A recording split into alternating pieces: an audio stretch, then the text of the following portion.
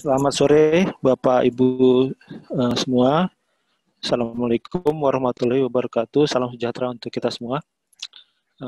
Kami ucapkan selamat bergabung kembali dalam acara AI Indonesia Forum yang pada kesempatan sore ini akan kembali menghadirkan pembahasan dari survei nasional internal audit yang dilakukan oleh Indonesia di tahun 2019. Topik kali ini adalah RBIA Challenge and Cybersecurity Risk Assurance yang akan dibawakan oleh Volunteer Research Indonesia, Pak Rahma Kurnia, yang kesehariannya beliau adalah internal audit spesialis di SKK Migas, dan dengan pembahas adalah Bapak Agustinus Niklas Tobing, yang sebagai beliau adalah profesional di bidang risk management, assurance, business process, dan teknologi, yang seharian adalah beliau adalah regulatory industry and security engagement country lead di Amazon Web Service Indonesia. Namun sebelum kita memasuki acara, kita dengarkan dulu sambutan atau sedikit opening dari Bapak Hartian Widanto mewakili pengurus AIE, dan juga beliau selaku Chairman of Research Committee Indonesia. Pak Danto, saya persilahkan. Oke, baik, terima kasih Pak Eko. Bapak dan Ibu sekalian, selamat sore. Assalamualaikum warahmatullahi wabarakatuh. Ya, salam sejahtera buat kita semua. Saya berharap Bapak dan Ibu dalam keadaan sehat dan tetap produktif. Ya. Oke, baik. Saya mewakili Board of Governor dan Executive Office AI Indonesia menyampaikan terima kasih atas kesediaan Bapak dan Ibu meluangkan waktu untuk mengikuti acara Professional Auditor Forum hari ini. Ya.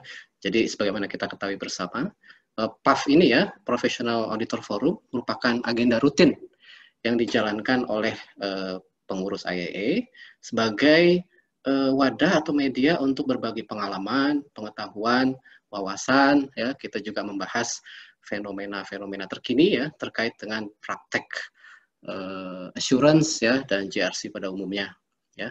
Dan dalam kesempatan sore ini Bapak dan Ibu sekalian, Professional Auditor Forum kita menghadirkan hasil survei IAIA Indonesia. Ini hasil survei tahun lalu ya, yang sore hari ini akan dibahas oleh Pak Rama. Ya, Pak Rama adalah juga anggota tim riset IAIA. Dengan narasumber ya, kita berkesempatan untuk menghadirkan ini Pak Agustinus Niklas Tobing ya, Pak Niko Tobing ya, untuk bersama-sama dengan Pak Rama membahas topik kita sore ini ya. Jadi terima kasih Pak Niko Tobing. Pak Rama akan menyajikan hasil survei IAIA ya mengenai risk-based internal audit challenge dan juga cyber security risk assurance ya.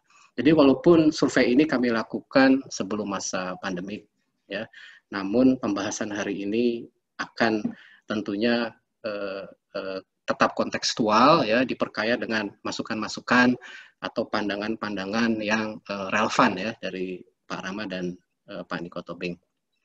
Sekedar merefresh Bapak-bapak dan Ibu-ibu sekalian. Jadi sesi kali ini adalah sebetulnya sesi kelima ya dari pemaparan hasil survei yang sudah kita lakukan dalam 6 bulan belakangan ini ya. Jadi di bulan Mei yang lalu itu pertama kalinya kita rilis hasil survei kita. Pada saat itu yang memaparkan adalah Pak Bayu Triastoto ya dengan topik independensi audit internal ya. Kemudian berikutnya ya Ibu Dewi Andriati membahas mengenai hubungan internal audit parent atau induk dengan subsidiaries ya atau anak perusahaan. Kemudian berikutnya juga ada volunteer kita ya Pak Setio Wibowo membahas mengenai penilaian kinerja audit internal, dan kemudian Ibu Suryaningrum ya membahas mengenai talent management, manajemen bakat.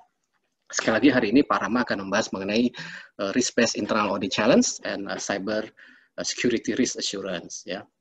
Masih ada topik yang kita akan bahas ya, kita akan atur waktunya itu mengenai transformasi digital audit internal. Ya. Demikian sebagai suatu pengantar Bapak dan Ibu sekalian, ini saya sungguh senang melihat antusiasme dari Bapak dan Ibu sekalian. Ini ada lebih dari 90 peserta sudah bergabung, yang saya tidak dapat sapa satu persatu, tapi di sini ada beberapa tokoh ya yang juga banyak berperan di IIA. Terima kasih Pak Sindu sudah bergabung. Juga kalau nggak salah tadi ada Pak Hidayat Prabowo, ya, ada Pak Made, juga ada Pak Bayu, ya, rekan-rekan sekalian. Terima kasih atas kehadirannya. Saya yakini waktu yang Bapak dan Ibu luangkan, investasi yang dikeluarkan tentu akan berbuah manis hari ini. Ya. Oke, terima kasih. Selamat sore. Assalamualaikum warahmatullahi wabarakatuh. Saya kembalikan ke Pak Eko. Silakan Pak Eko melanjutkan. Pak Rama dan Pak Niko silakan untuk melaksanakan acara ini. Terima kasih. Pada Pak Danto, Bapak Ibu sekalian, izinkan saya sampaikan sedikit mengenai tata acaranya. Jadi untuk sebentar lagi di diskusi yang sebentar lagi kita mulai ini, kami mohon Bapak Ibu untuk memute-kan dulu mic-nya agar acara bisa berjalan dengan lancar. Nanti kita ada sesi tanya jawab di mana Bapak Ibu bisa membuka mic-nya dengan nanti terlebih dahulu menggunakan fasilitas raise hand. Dan selama sesi Bapak Ibu juga bisa menyampaikan pertanyaan melalui sesi chat, melalui feature chat, nanti juga akan dipantau oleh tim. Selanjutnya kepada Pak Rama, persilahkan untuk memandu acara dan mulai acara. Terima kasih. Baik, terima kasih Pak Eko, terima kasih Pak Danto. Assalamualaikum warahmatullahi wabarakatuh. Selamat sore, salam sejahtera bagi kita semua. Salam sehat, Bapak dan Ibu. Baik, sesuai dengan tema hari ini, kita akan kembali membahas tentang slide saya sudah tampil ya, tentang IIA research yang kita lakukan di tahun 2019. Jadi sedikit refresh, kalau Bapak dan Ibu ingat, ini kita lakukan pada National Conference tahun 2019 di Solo. Pada waktu itu kita juga sempat menyebar kuesioner secara digital, ada linknya waktu itu, dan ada pertanyaan yang agak banyak, dan itu adalah pertanyaan yang berbagai pertanyaan yang terkait dengan riset-riset kita ini yang seperti tadi Pak Danto ceritakan. Jadi ini adalah bagian kecil dari hasil dari responden yang telah menjawab. Dan saya sekali lagi mengucapkan terima kasih kepada Bapak dan Ibu yang telah menjadi responden untuk riset ini. Oke. Jadi untuk hari ini kita akan membahas dua topik, yaitu yang pertama, sesi pertama kita akan membahas tentang Risk-Based Internal Audit Implementation Challenge, dan yang kedua kita akan membahas tentang Cyber Security Risk Assurance. Oke. Jadi survei ini saya sedikit ceritakan kembali, dilakukan di bulan Juli sampai September 2019, dan alhamdulillah kita mendapatkan sekitar 500 responden. Untuk itu kita bisa mengolah data yang cukup besar, ya. Dan di sini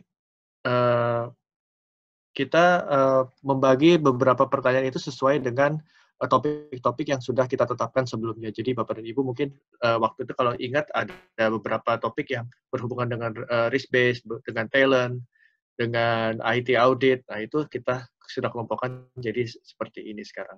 Baik. Kita akan segera masuk ke topik pertama tentang RBA Implementation Challenge. Oke.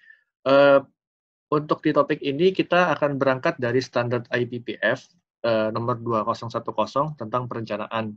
Jadi Bapak dan Ibu seperti yang sudah kita ketahui bersama bahwa di sini Chief Audit Executive itu atau Kepala Internal Audit diminta menyusun perencanaan audit berbasis risiko atau Risk-Based Audit Plan untuk menetapkan prioritas kegiatan aktivitas audit internal sesuai dengan tujuan organisasi.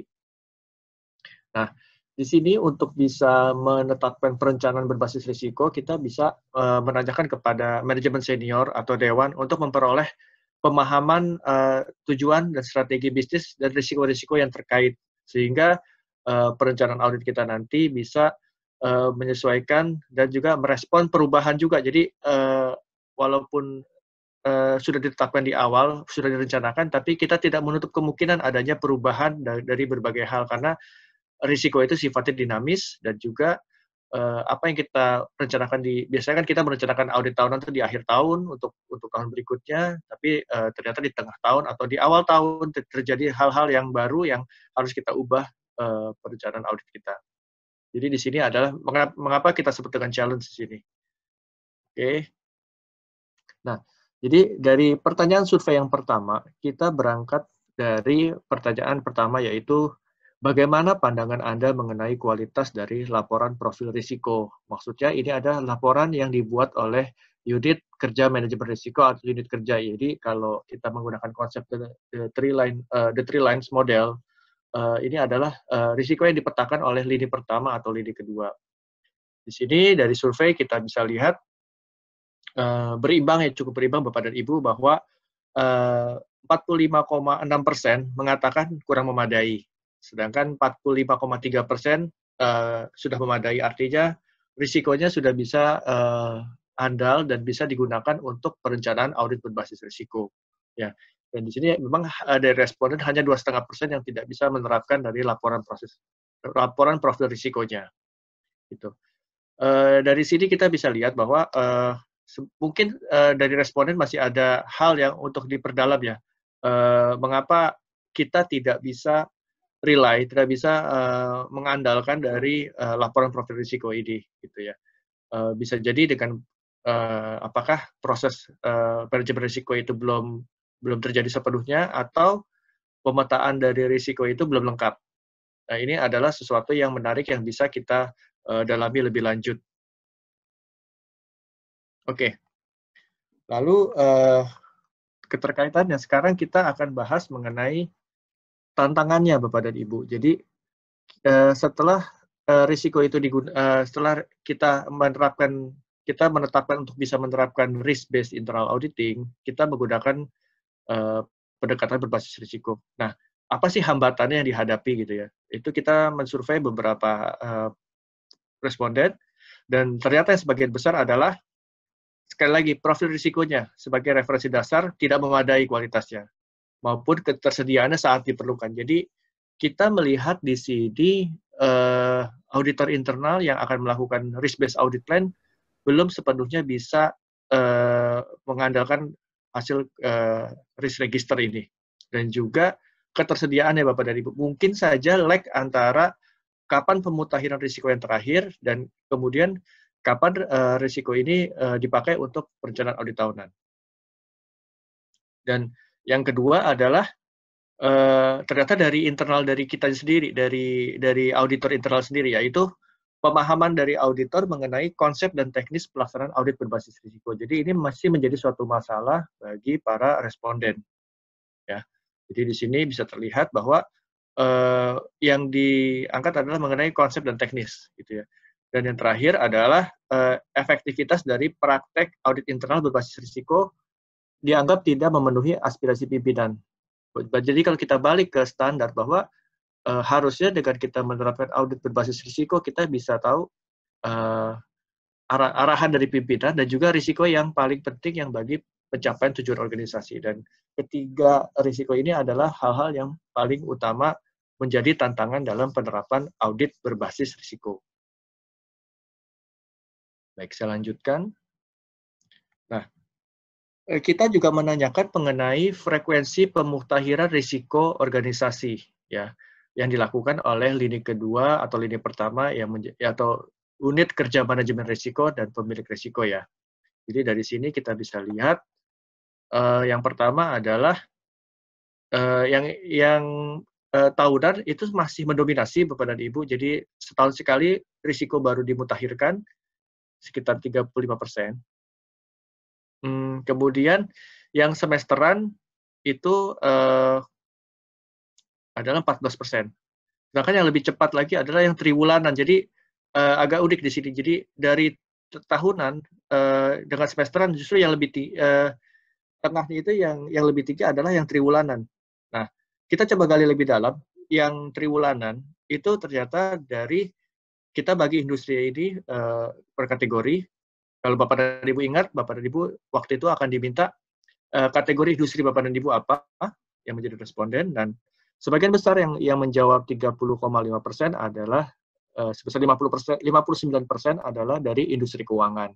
Bisa jadi memang populasi dari responden mungkin saja lebih banyak dari industri keuangan ya. Ini tidak menutup kemungkinan, tapi kita lihat di sini bahwa di semesteran pun dan triwulan pun hampir sama, industri keuangan mendominasi, di mana 48% di semesteran dan 59% di triwulanan.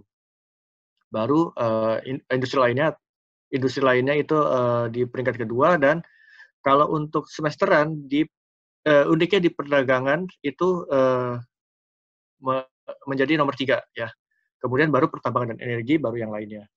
Sedangkan kalau di triwulanan, pertambangan dan energi bisa mencapai ke 3 besar. Nah, namun juga kita lihat di sini, Bapak dan Ibu perhatikan, ada 9,7% yang melakukan pemutahiran risiko secara insidentil. Artinya benar-benar mungkin mencoba mendekati keadaan yang saat ini ada di organisasinya. Nah, ini ada sekitar 10% dari responden. Oke. Nah, kami juga menanyakan selanjutnya mengenai, menurut pendapat Bapak dan Ibu, bagaimanakah auditor bisa mengandalkan risk-based internal audit untuk bisa mencapai efektivitas pelaksanaan penugasan assurance. Nah, di sini ada tampak beberapa, ini kita tanyakan kepada Chief Audit ya, jadi memang populasi lebih sedikit di survei ini. Jawaban pertama adalah yang paling tinggi adalah RBA itu harus dikombinasikan dengan pendekatan lain. Kita waktu itu mengarahkan kepada apakah dengan menggunakan penggunaan analisis data itu bisa meningkatkan, itu bisa mengkombinasikan dengan adanya risk-based internal audit. Dan juga yang kedua, jawaban kedua adalah tetap RBA adalah metode utama untuk pelaksanaan assurance. Namun ada 2 responden yang mengungkapkan bahwa mereka tidak menggunakan pendekatan risk-based internal auditing.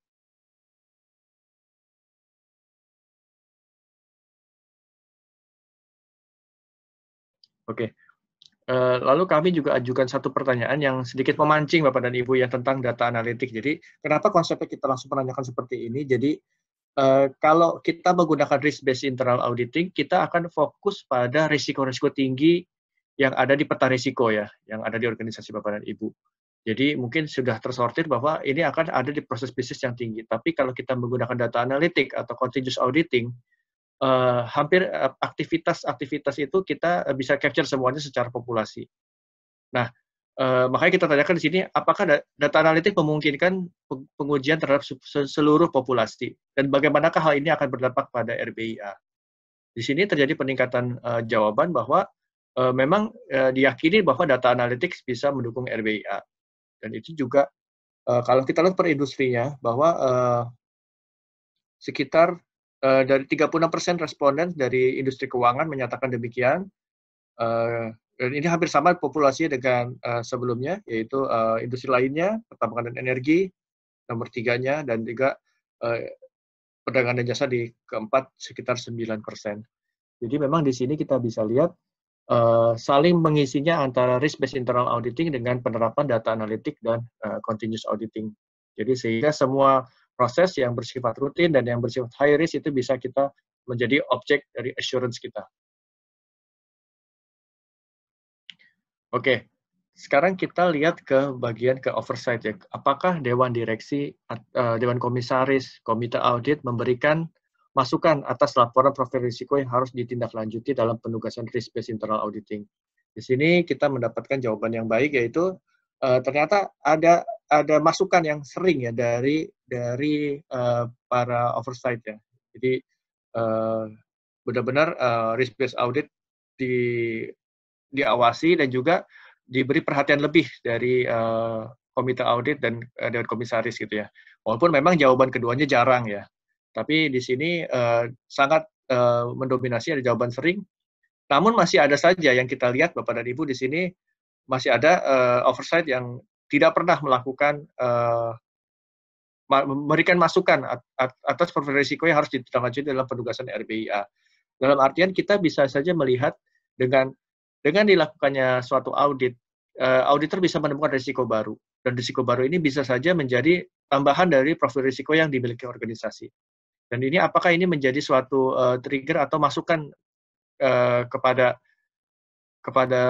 pihak yang melakukan pemutahiran profil risiko dan juga menjadi perhatian dari manajemen, gitu. Jadi di sini mungkin artinya sudah terlihat ya peran oversight baik kepada fungsi assurance dan juga baik kepada fungsi manajemen risiko.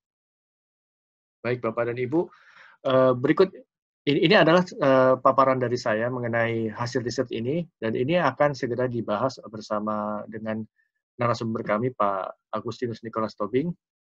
Silakan Pak Niko. Ya, saya share screen ya. Oke.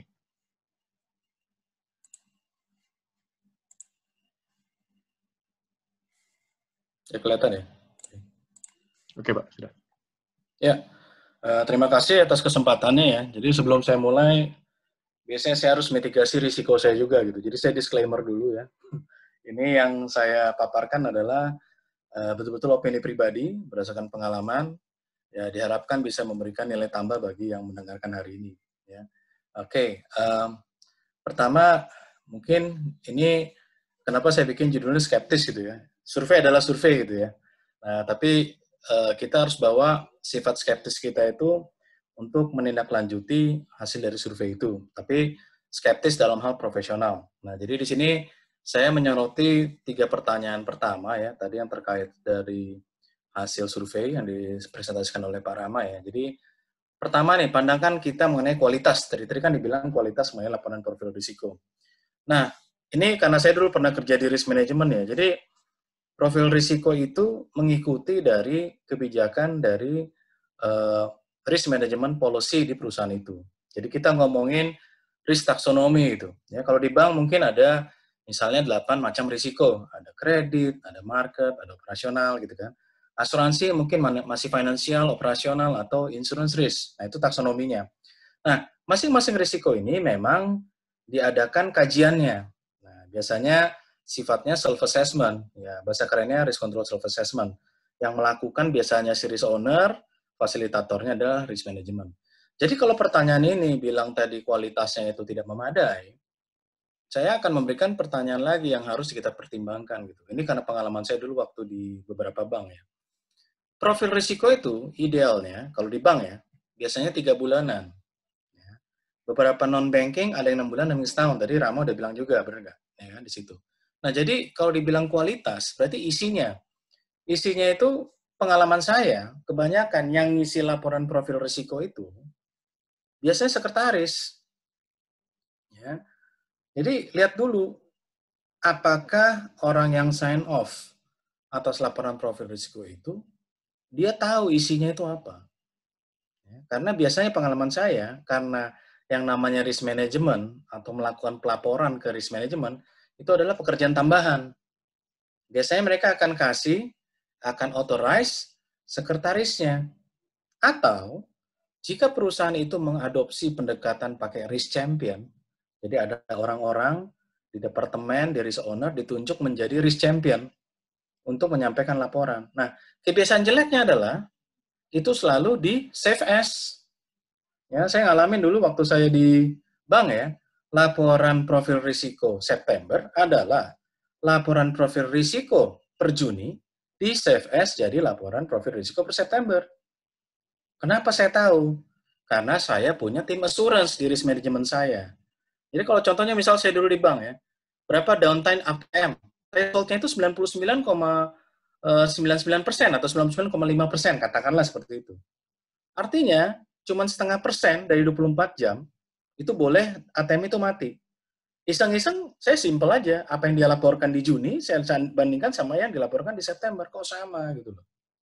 Nah, iseng-iseng itu, kita punya nggak iseng-iseng itu gitu. Jadi, kadang-kadang, persepsi orang itu adalah selama saya sudah melapor, sudah selesai. Pertanyaannya, yang di dalam itu benar atau enggak gitu kan. Nah, jadi ini saya highlight dulu 2 ini gitu.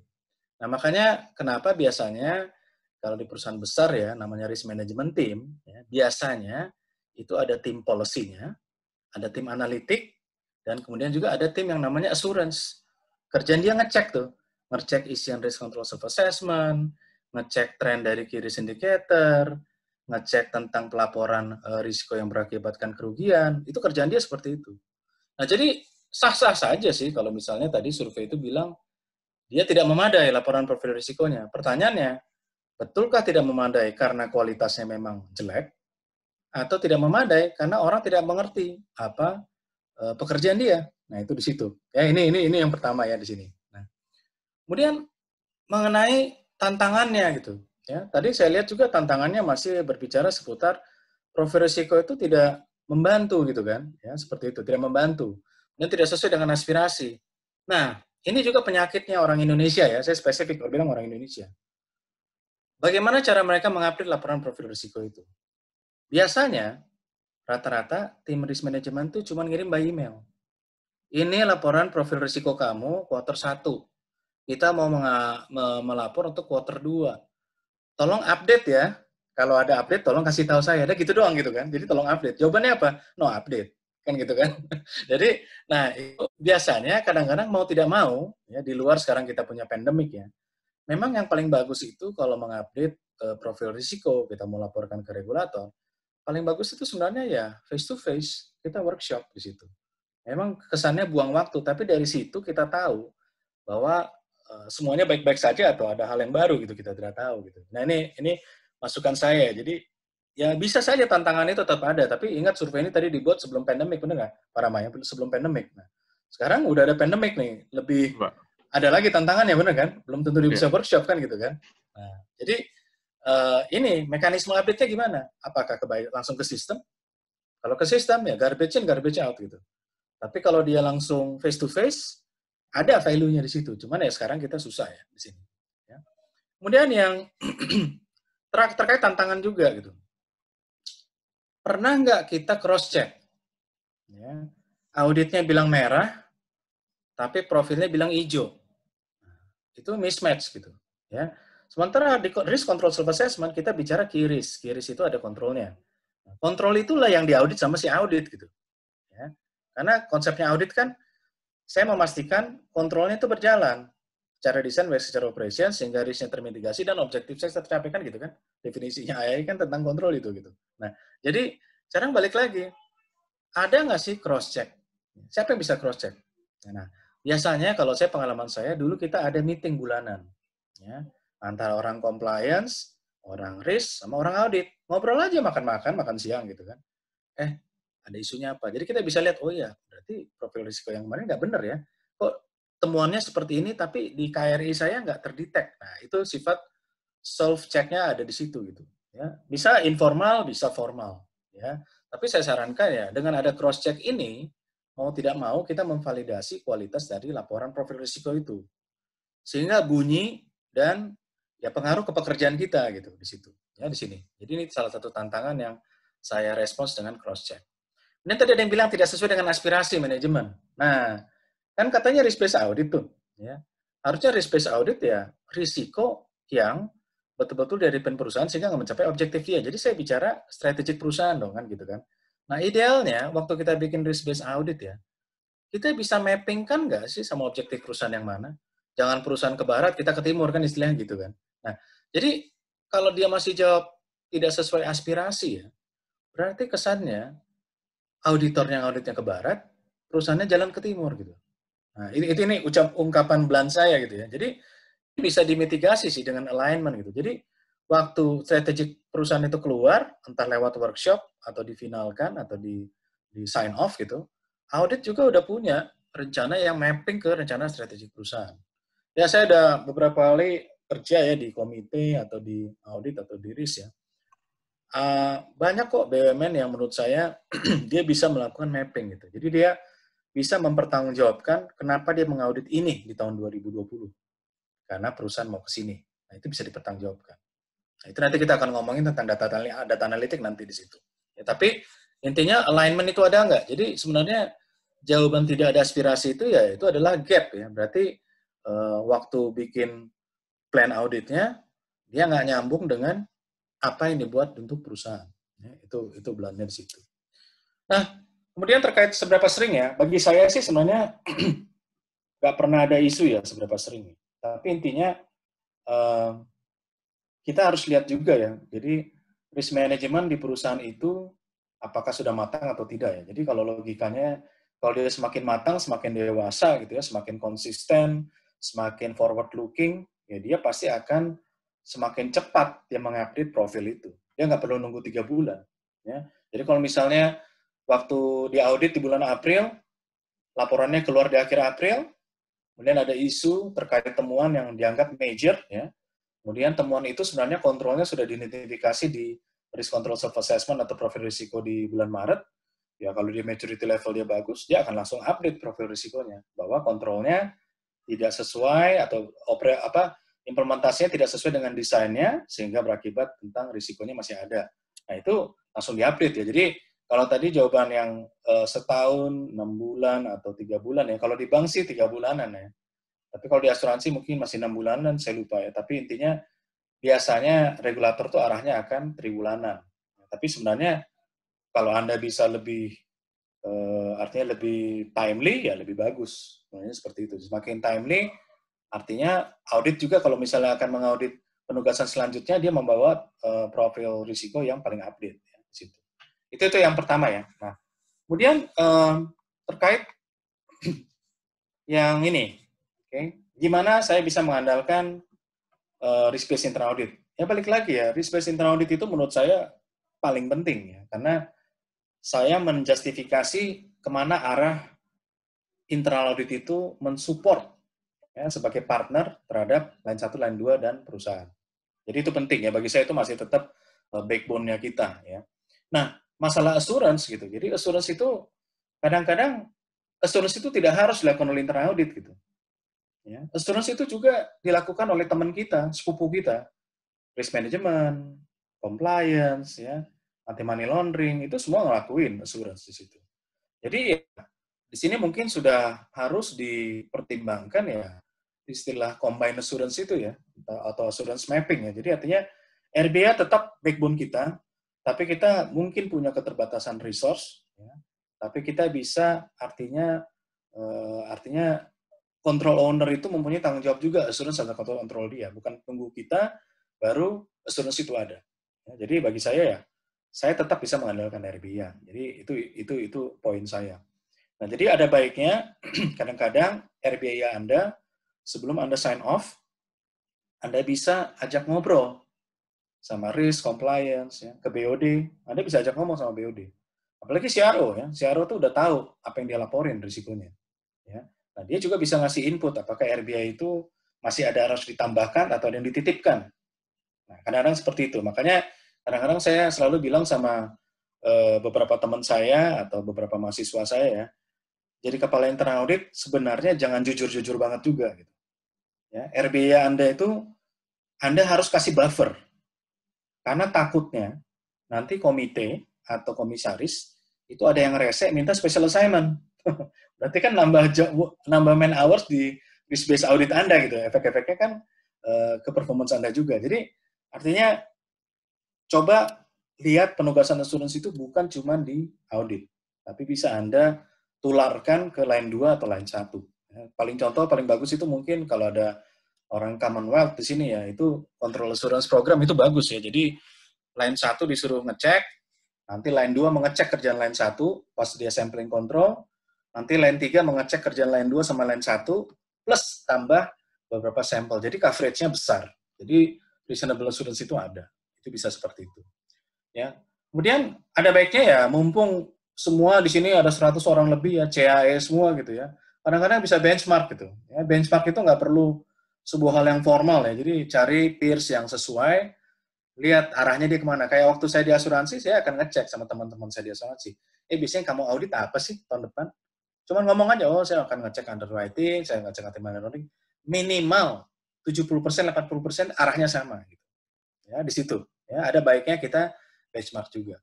Kemudian, khusus untuk pertanyaan yang ini ya, apakah direksi, Dewan Komisaris, Komite Audit memberikan masukan atas laporan profil risiko ya. Nah, ini saya akan blunt aja ya. Kadang-kadang level-level atas itu pemahaman risikonya kadang-kadang beda-beda gitu. Ya. Saya pernah punya bukti ya, jadi kadang-kadang isu itu bagi mereka risiko, padahal belum tentu. Isu ya isu gitu. Ya, tapi kalau isu itu bisa membawa kerugian, ya itu jadi risiko. Nah, jadi ada baiknya kalau misalnya audit adalah risk champion, atau misalnya risk management adalah risk champion, itu kadang-kadang penting tuh, ada annual refreshment. Kenapa? Jadi kalau mereka pemahamannya sama, itu dia akan ngasih masukannya juga sesuai dengan ekspektasi yang kita harapkan itu. Karena pengalaman saya, dulu saya pernah kerja di sebuah perusahaan ya, itu namanya komisaris, itu semua udah ikut laporan risiko, udah punya artinya sertifikasi manajemen risiko. Tapi dia nggak ngerti cara baca profil risiko itu. Dia nggak ngerti kenapa kuning, kenapa hijau, kenapa merah. Dia nggak ngerti kenapa kalau misalnya profilnya seperti itu trennya, rencana auditnya harus diubah. Nah, itu dia nggak mengerti. Nah, itu cuma bisa kita dapatkan kalau misalnya kita bisa, ya saya yakin di sini teman-teman namanya audit kan pasti tiap bulan ketemu sama komite audit ya. Nah, tapi ada baiknya juga di beberapa perusahaan ya, audit itu kadang-kadang diundang di risk management committee. Jadi dia bisa tahu kerjanya risk itu sampai mana, efek ke line 3 itu seperti apa. Nah, dia bisa juga lihat komisaris independen atau komite audit yang di dalam pertemuan itu mengerti nggak mengenai barang ini, itu risiko ini. Nah, itu di situ. Jadi kadang-kadang penting di situ. Nah, ada beberapa perusahaan, ya ada 2 yang tempat saya bekerja dulu ya, kita setiap Desember itu kita ada annual refreshment. Kenapa? Karena habis annual refreshment itu kita nanti akan bikin sesi brainstorming gitu. Jadi ada orang auditnya, ada orang risikonya. Pak, kita udah mau masuk tahun depan, Pak. Kira-kira dari kacamata Bapak sebagai komisaris independen, apa yang harus kita cover, Pak, di risk based audit plan kita. Nah, itu forum formal gitu ya, forum formal dan bagus gitu. Nah, tapi hati-hati juga. Kalau Anda waktu itu melakukan itu, siap-siap. Risk based audit plan-nya jangan terlalu wah, nanti dapat kerjaan tambahan kita nggak bisa kan gitu. Makanya itu perlu buffer di situ gitu ya, di situ. Nah, ini apa namanya respons saya ya Pak Rama ya terkait tadi beberapa pertanyaan dari survei ini. Ya, silakan. Baik, Pak. Baik. Baik, terima kasih Pak Niko atas paparannya. Oke. Ini untuk sekaligus melengkapi pertanyaan juga dan juga mendapatkan pemahaman dan juga masukan dari Bapak dan Ibu. Kita akan sedikit polling ya Bapak. Jadi hari ini akan ada 3 polling. Ini yang pertama menanyakan hal pertama terkait assurance atas proses manajemen risiko di organisasi Bapak dan Ibu. Pak Eko, silakan Pak untuk dikirimkan pollingnya. Oke. Ya, jadi kami akan menanyakan apakah aktivitas audit internal Anda melakukan audit atas proses manajemen risiko oleh unit kerja manajemen risiko dan pemilik risiko. Oke, Bapak Ibu, saya silakan. Oke.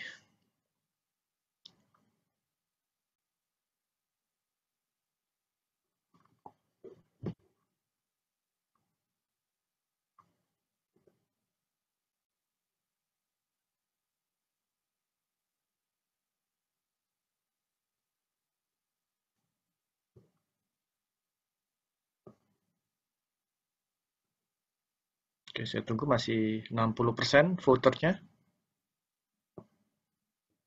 Tapi sudah terbentuk ya ininya jawabannya sebagai kurang lebih saat ini.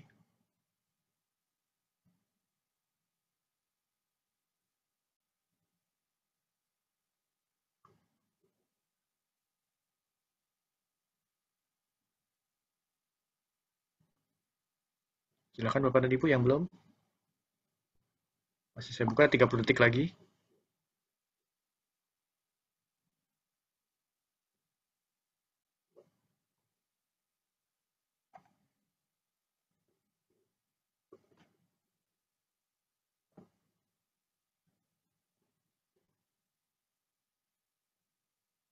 Baik, Bapak dan Ibu, saya tutup pollingnya. Oke. Baik, dari polling kita mulai dari bawah dulu ya, bahwa 9% dari responden kali ini belum melakukan manajemen risiko, ya. Oke, nggak apa-apa.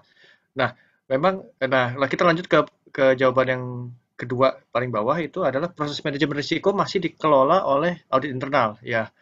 mungkin dalam suatu batasan tertentu masih bisa ya ini dilakukan, dan juga saya akui juga beberapa organisasi juga mungkin awalnya manajemen risiko berangkat dari internal audit dan kemudian akan berpisah dan kemudian akan terpisah lininya, jadi internal audit murni lini ketiga, ini hanya risk management ke lini kedua.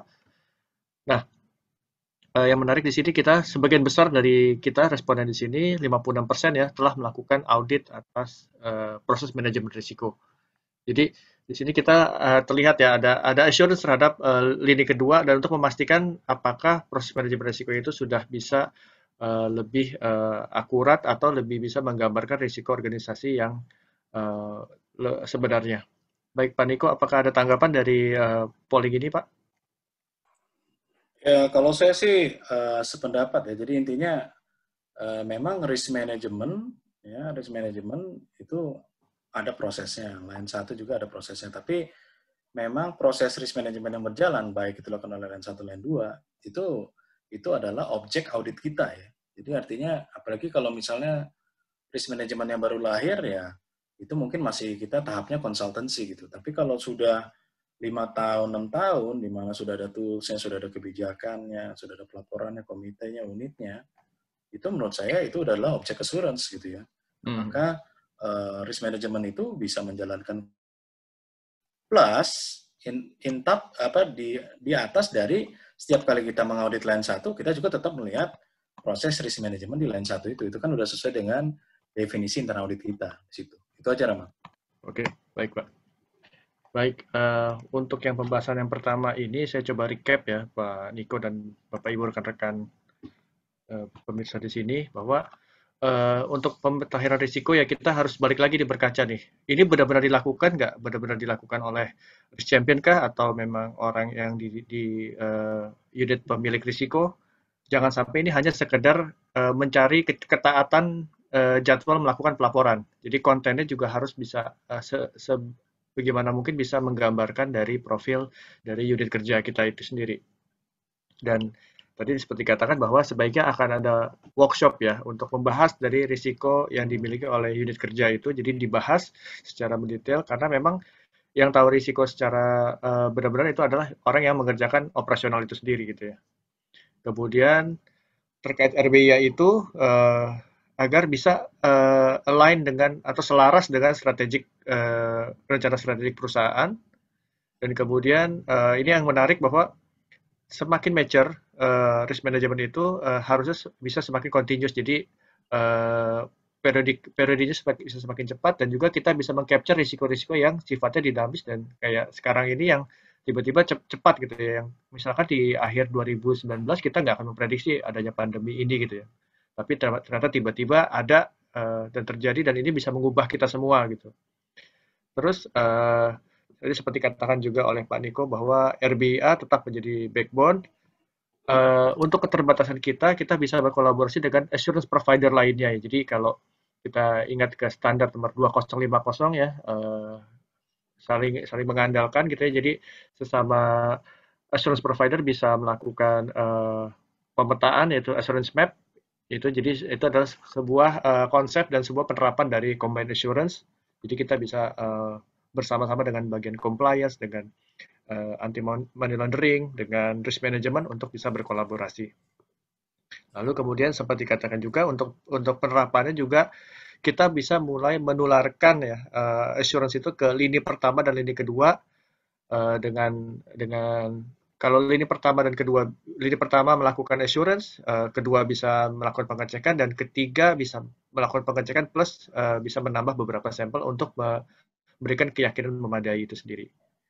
Oke, mungkin itu saya yang tambahkan, bisa. Rama ya. Mungkin saya Ya, tambahkan, kalau misalnya perusahaan itu mengadopsi pakai risk champion ya, ini saya sarankan aja. Jadi risk champion itu kan kerjanya bukan risk management gitu, dia cuman yang diperbantukan untuk membantu risk management dalam hal pelaporan atau identifikasi seperti itu. Nah, itu ada baiknya memang harus di-recognize gitu pekerjaan risk champion itu. Jadi harus ada insentif, saya nggak bicara duit ya, tapi insentif. Jadi artinya dia diberikan recognition atas pekerjaan dia gitu. Nah, jadi dan itu juga artinya risk champion itu yang ditunjuk itu harus jelas ya title-nya ya. Jadi misalnya ada kepala divisi, risk champion jangan dikasih staff jumpret gitu loh. Jadi dia harus punya apa ya, artinya power untuk nyuruh orang, ayo ikutan identifikasi risiko. Jadi harus ada apa namanya, harus ada levelnya juga gitu. Jadi idealnya sih ada satu bank ya, risk champion itu kalau dia kadif itu risk owner-nya, ya, risk champion-nya itu wakadif. Nah, jadi nanti juga itu tergantung dari taksonomi masing-masing perusahaan ya. Perusahaan itu ada yang rigid tuh. Jadi risk owner, ada control owner. Nah, itu kan beda lagi tuh. Risk owner-nya siapa, tapi control owner-nya ternyata risk owner bisa ada juga departemen lain. Nah, itu harus jelas di situ. Nah, jadi risk champion itu biasanya orang yang betul-betul kayak kata Rama tadi, dia ngerti isi perutnya tempat dia bekerja itu. Nah, tapi orang dikasih tambahan pekerjaan, kalau nggak ada insentifnya, nggak ada gunanya. Nah, kalau salah satu contoh bank, dia ngasih risk champion itu, bobotnya itu 2%. 2% dari 100% performance appraisal-nya. Ya, itu oke gitu. Bahkan kadang-kadang ada reward-nya juga, mungkin udah pernah tahu ya. Jadi ini untuk kualitas risk management itu. Jadi ada reward semacam ini nih, kalau mau diikutin terserah ya. Jadi jika risk owner memberitahukan isu sebelum adanya audit, ya, kemudian risk management udah dikasih tahu risk isu itu, dan mereka bekerja untuk melakukan penyelesaian isu itu, waktu audit datang, itu nggak boleh jadi audit temuan. Nggak boleh jadi temuan audit, karena orang udah jujur ngasih tahu isunya dia, benar nggak? Tapi itu tidak akan jadi temuan selama isu itu sudah ditindaklanjuti. Nah, itu yang penting di situ. Jadi kalau dia datang isu itu belum diapa-apain, ya temuan nggak masalah. Nah, tapi itu sejenis seperti itu rewardnya. Jadi saya cuma sharing dulu waktu zaman saya dulu di sebuah bank gitu ya. Itu tahun pertama tuh cuma 10 atau 20 laporan gitu. Tapi waktu saya pergi udah hampir 3 tahun tuh di atas 200 atau 300 gitu. Jadi risk management itu kan seni membuat orang jujur gitu. Mengakui dia membuat salah gitu. Ya. Saya salah, saya ngaku, tolong bantu saya. Itu di situ gitu. Ya, kemarin ada error nih, seperti ini, nggak akan terulang lagi. Sebenarnya caranya seperti itu. Nah, jadi itu yang budaya risk culture itu, ya itu nanti efeknya ke kualitas. Risk culture-nya jelek, kualitasnya jelek, Anda ngauditnya sampah gitu di situ. Ya itu, seperti itu. Silakan. Oke, terima kasih Pak Niko untuk masukannya. Baik Bapak dan Ibu, sebelum kita pindah ke topik yang kedua yang terkait cyber security, saya persilahkan Bapak dan Ibu kalau terkait risk-based internal auditing ini, apakah masih ada pertanyaan? Tadi saya lihat satu pertanyaan dari Pak Rosian Anwar, sudah dijawab oleh Pak Niko ya? Iya, langsung. Oke, silakan Bapak dan Ibu, jika ada pertanyaan lagi, sebelum kita masuk ke topik kedua, bisa raise hand atau nanti kita unmute. Saya tunggu.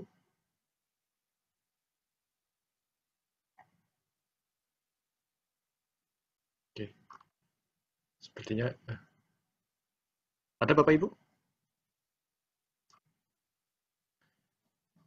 Baik, kalau belum ada, kita masuk dulu aja ya ke topik kedua ya. Jadi kita akan selanjutnya membahas mengenai cyber security risk assurance. Jadi ini topik yang baru yang kita angkat, yang kita lihat ini adalah bisa merepresentasikan keadaan organisasi kita pada saat ini gitu ya. Oke, sebelumnya kita akan coba polling lagi Bapak dan Ibu di pertanyaan kedua. Oke, Pak Eko, mohon bantuannya untuk menyebarkan pollingnya. Ya, jadi terkait kondisi saat ini. Terkait kondisi saat ini ya Bapak dan Ibu.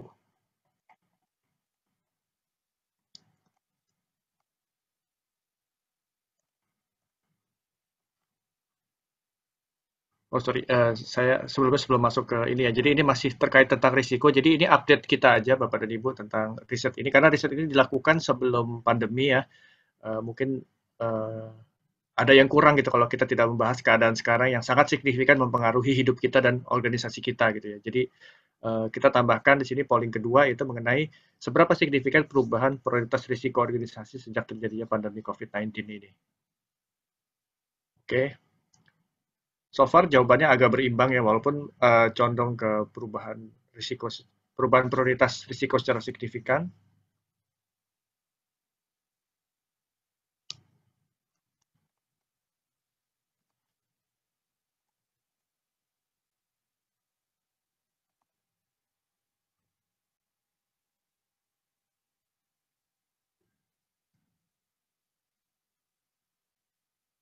Baik, sedikit lagi saya bisa akhiri pollingnya.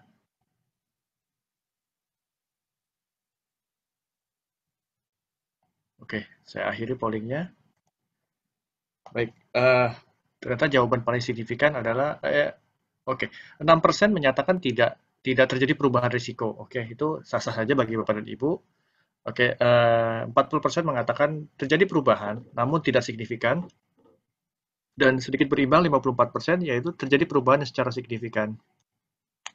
Jadi, ya memang ini mungkin bisa menjadi suatu keadaan yang tidak menguntungkan, tapi juga ini juga membuat kita harus berubah ya, Bapak dan Ibu. Jadi dengan adanya pandemi ini, seperti saya tadi sempat katakan bahwa jika misalkan organisasi saya merencanakan audit itu dari November, Desember, kita matangkan risiko apa saja yang akan menjadi prioritas kita di 2020, tapi terus kemudian di Januari kita announce kita sudah punya rencana audit tahunan, bahkan di Januari Februari kita sudah memang audit, tiba-tiba jeger di bulan Maret jadi pandemi, dan beberapa audit kita harus kita ubah prioritasnya, terus juga cara kita mengaudit pun berubah, sehingga risikonya berubah dan juga prioritas audit kita juga akan berubah. Baik Pak Niko, untuk pertanyaan, untuk polling ini apakah ada tanggapan Bapak? Ya, ini udah pasti ya perubahan prioritas risiko pasti ya. Jadi pandemi ini yang pasti risiko operasional tuh tinggi. Ya, operasional itu ada fraud, ada anti-money laundering, ada cyber, ya. Dan ada BCP, disruption. Ya. Jadi itu pasti prioritasnya nanti adalah prioritasnya adalah keselamatan karyawan, udah pasti ya kan. Gimana caranya bisnis tetap berjalan, berarti itu BCP, benar nggak ya kan? Bagaimana caranya infrastruktur itu tetap aman selama kerja dari work from home. Nah, berarti otomatis itu terkait dengan IT, infrastructure, cyber. Nah, itu otomatis perubahan prioritas risiko akan di situ. Ya. Nah, kalau jualannya sendiri sih semua pada nyungsep pasti ya. Jadi artinya di sini kita lebih ke survivalnya gitu. Jadi pasti perubahannya ke situ. Nah, jadi kalau misalnya saya jadi audit ya, saya akan prioritaskan, saya akan ubah rencana yang udah di-proof tadi sebelumnya, saya akan shifting prioritas saya ke sana ya. Jadi artinya apakah keselamatan karyawan saya itu perlakuannya itu sudah sesuai dengan prosedur, ya, mekanisme work from home itu seperti apa, efektif atau tidak, ya, apakah perusahaan tetap bisa menjalankan bisnis prosesnya, mau dia bagian treasury, mau dia bagian dealing, accounting, itu bisa menjalankan prosesnya atau enggak, ya. Kemudian juga yang tadi saya bilang terkait infrastruktur itu sendiri, apakah VPN saya cukup, VPN saya aman, kan gitu kan? Apakah semua orang sudah mempunyai koneksi yang dibutuhkan, ya. Kemudian kalau mau pakai Zoom, mau pakai Teams, kira-kira tuh siapa yang bisa mengakses ke rekaman meeting? Nah, itu kan bahaya tuh, namanya dokumen-dokumen rahasia kan di dalam kan, diomongin, direkam, ditaruh di situ, jangan sampai bisa di-attack, seperti itu. Itu sih lebih ke situ. Pasti jawabannya terjadi perubahan prioritas. Terutama industri keuangan itu signifikan ya. Asuransi, bank, aset manajemen itu sangat-sangat betul-betul signifikan berubahnya ya, situ. Itu aja Pak Rama. Baik, terima kasih Pak Niko untuk paparannya. Baik Bapak dan Ibu, mungkin ada yang mau menambahkan mengenai perubahan signifikan risiko di organisasi Bapak dan Ibu? Silakan, saya persilakan jika ada yang mau sharing di sini. Silakan Bapak dan Ibu. Oke, sepertinya belum ada ya. Oke, nggak apa-apa, nanti kalau Bapak dan Ibu mau bertanya, silakan raise hand atau kasih tahu ke saya. Nanti akan saya persilakan. Baik, sekarang saatnya kita masuk ke topik kedua tentang cyber security risk assurance. Ya. Jadi pertama, kita sekali lagi berangkat dari standar IIA. Ya. Yang pertama adalah tentang kecakapan di proficiency, di atribut standar. Jadi auditor internal harus memiliki pengetahuan memadai mengenai risiko dan pengendalian kunci utama serta teknik audit berbasis teknologi yang dapat digunakan untuk melaksanakan tugasnya. Namun, tidak seluruh auditor internal diharapkan memiliki keahlian selayaknya auditor internal yang memiliki tanggung jawab utamanya mengaudit teknologi informasi. Jadi di sini sekali lagi di sini standar menyarankan kita oke, expertise bisa, tapi kita cukup minimal itu adalah memiliki sufficient knowledge kalau di bahasa aslinya, atau keyakinan pengetahuan memadai di situ Bapak dan Ibu. Dan untuk kecerdasan profesionalnya di sini dikatakan bahwa auditor internal harus waspada terhadap risiko signifikan yang dapat mempengaruhi tujuan operasional atau sumber daya. Namun prosedur assurance saja sekalipun telah dilaksanakan dengan menggunakan kecerdasan profesional tidak menjamin bahwa seluruh risiko signifikan dapat teridentifikasi. Jadi di sini kita harus aware juga nih dengan significant risk yang ada di tujuan organisasi kita, ya. Tapi juga bukan berarti ada absolute assurance, ada penjaminan yang absolut ya kalau kita sudah melakukan assurance bahwa semua risiko signifikan telah teridentifikasi. Tapi kalau kita menggunakan best available information dengan best effort kita, itu akan lebih baik untuk bisa memitigasi atau menguji risiko signifikan itu, dan juga mungkin saja kita bisa menemukan risiko baru. Oke. Nah, di sini pertanyaan pertama kita berangkat dari apakah organisasi Anda telah melakukan assessment atas risiko cyber security. Nah, di sini kita lihat sebagian besar itu telah melakukan assessment atas risiko cyber security, yaitu sebesar 57,7%. Ya, sebelumnya 24% tidak tahu dan tidak melakukan, 24% tidak melakukan, dan masih 17% tidak tahu apakah risiko cyber security itu telah di-assess di organisasinya. Nah, untuk yang paling banyak yang telah melakukan assessment atas cyber security risk, itu yang pertama adalah kembali lagi industri keuangan, kemudian industri lainnya, dan pertambangan dan energi. Untuk 3 besarnya, baru disusul dengan jasa dan infrastruktur.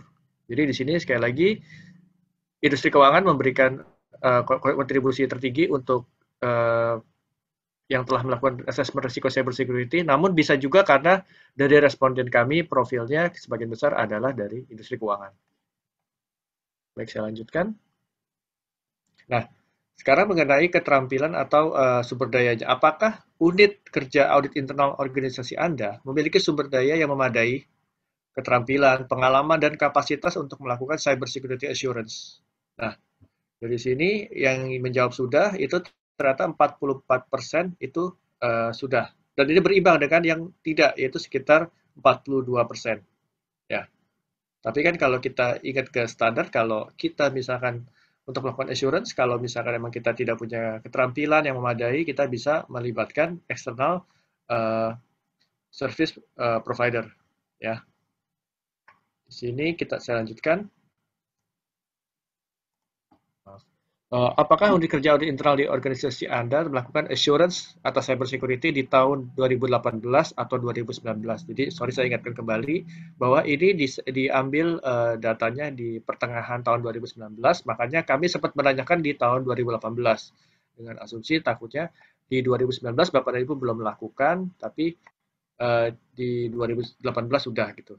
Nah, di sini dari responden, seluruh responden menyatakan bahwa sekitar 2/3-nya ya, itu belum melakukan assurance atas cyber security-nya di tahun 2018 atau 2019. Jadi baru ada sekitar 30% yang sudah melakukan. Tapi untuk risikonya itu sudah lebih tinggi, sudah terpetakan gitu. Jadi sudah terpetakan namun belum dilakukan assurance atas cyber security risk itu. Oke, nah tadi kan sempat saya katakan bahwa apakah ada ruang atau kemungkinan penggunaan dari penyedia jasa eksternal untuk melakukan cyber security risk assurance ya. Ya, di sini kita lihat penggunaan untuk pihak ketiga atau jasa eksternal itu sebanyak 60 responden telah melakukannya, yaitu sekitar 60 responden. Sepenuhnya dilakukan oleh internal organisasi yang seluruhnya menggunakan pihak ketiga, itu ada 27 responden dan 57 sedikit berimbang ya dengan yang melakukan secara internal, itu ada 57 yang melakukan jasa eksternal digunakan untuk satu atau beberapa penugasan saja. Jadi kalau yang 60 ini yang telah melakukan secara internal itu lagi-lagi sebagian besar adalah dari industri keuangan dan disusul dengan industri lainnya dan pertambangan dan energi. Jadi profilnya seperti ini Bapak dan Ibu, terlihat bahwa untuk untuk melakukannya bisa dengan sumber daya internal kita, namun juga dari responden telah banyak mengakui bahwa dia menggunakan dari penyedia jasa eksternal untuk cyber security assurance. Oke. Nah, kita juga menanyakan ke pertanyaan yang sebelumnya, mengapa assurance atau cyber security tidak dilakukan? Alasannya kita pengen gali itu, kenapa itu tidak dilakukan? Yang paling tinggi adalah sumber daya lagi, balik lagi, dia tidak memiliki sumber daya untuk melakukan assurance atas cyber security. Nah, kemudian jawaban kedua yang tinggi adalah dari pimpinan tidak ada arahan mengenai mengenai assurance atas cyber security. Nah, yang ketiga agak menarik ini. Risiko terkait cyber security tidak signifikan atau tidak relevan bagi organisasi. Di sini saya juga sebenarnya pengen mendalami lagi. Apa iya seperti itu ada organisasi yang mungkin masih belum terpapar cyber security secara signifikan? Dan yang jawaban keempat adalah tidak paham mengenai hal ini atau mungkin belum mengeksplor cyber security itu. Mungkin saja Bapak dan Ibu sudah industrinya terpapar dengan cyber security risk, tapi mungkin belum di-elaborate lebih dalam. Gitu. Oke, itu sekian dari paparan dari survei 2019 ini. Silakan Pak Niko untuk bisa menanggapi survei ini. Ya, saya share screen ya. Baik, Pak.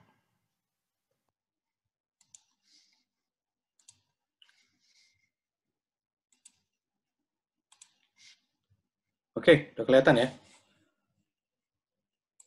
Ya, sudah Pak. Ya, jadi memang kalau bicara cyber ya, itu nggak akan ada habis-habisnya sih, jujur aja ya. Jadi saya juga baru pindah ke Amazon itu sekitar bulan Juli ya. Di situ saya dapat apa sih cyber itu sendiri ya. Jadi memang nggak, artinya banyak tentang cyber. Jadi makanya skeptical approach saya terhadap pertanyaan ini ya. Apakah sudah dilakukan asesmen risiko? Apakah punya sumber daya? Kemudian juga apakah ada assurance di 2018 atau 2019 ya di situ ya. Kemudian sejauh mana kita pakai jasa eksternal? Kemudian mengapa tidak dilakukan? Jadi untuk merespons ini opini saya adalah ya kan harus ada pemahaman dulu cyber itu apa. Ya.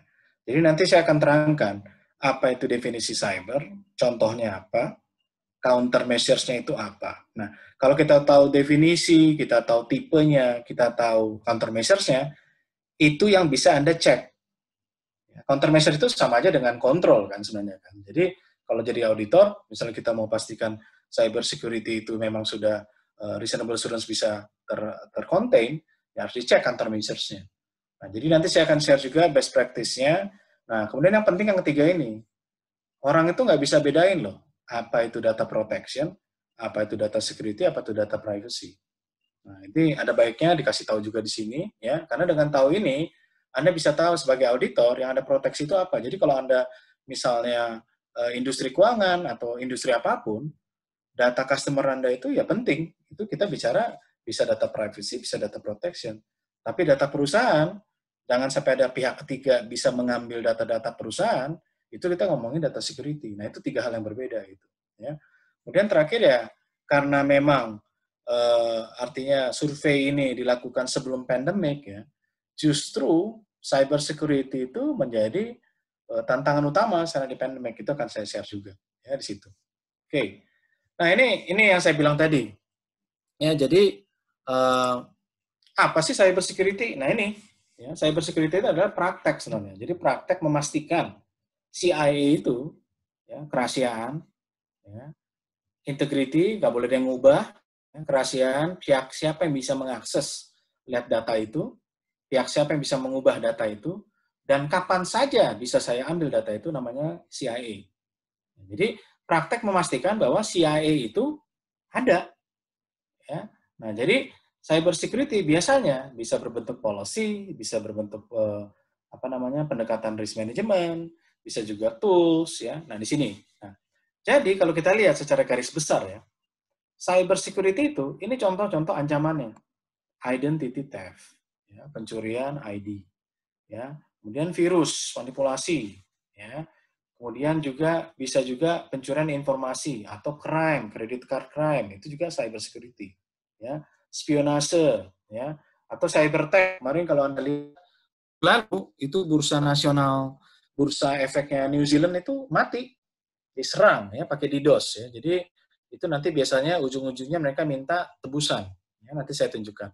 Ya, kemudian juga ada juga kadang-kadang terorisme.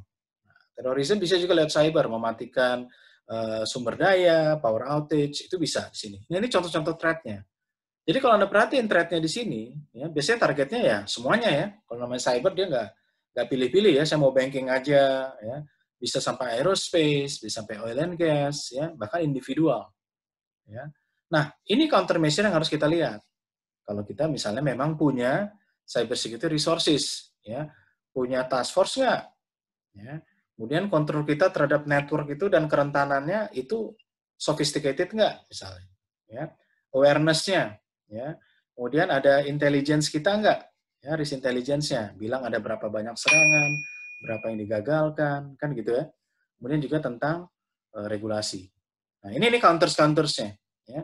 Nah, makanya security is not a privacy. Ya, jadi cyber security itu bukan ngomongin privacy aja, dia cuma ngomongin CIA-nya ya, dari data-data yang ada di perusahaan Anda. Ya, kalau kita bicara security sendiri, ya dia bisa physical, bisa juga logical security, bisa juga network security. Ya, tapi kalau kita ngomongin privacy, itu adalah data pribadi Anda. Ya, jadi bisa nama, tempat tinggal, agama, ya di situ, sensitivity di sini. Nah, jadi kalau kita bicara best practice, kalau Anda lihat diagramnya, cyber security bagian dari information security. Ini gambar information security. Ya. Nah, jadi information security dia ngomongin aplikasi, dia ngomongin network, dia ngomongin IoT, dia juga ngomongin infrastruktur yang kritis. Nah, itu cyber security di sini. Ya, jadi makanya kalau best practice, kalau misalnya tadi survei itu bilang, saya punya cyber security resources, dia cover nggak ini?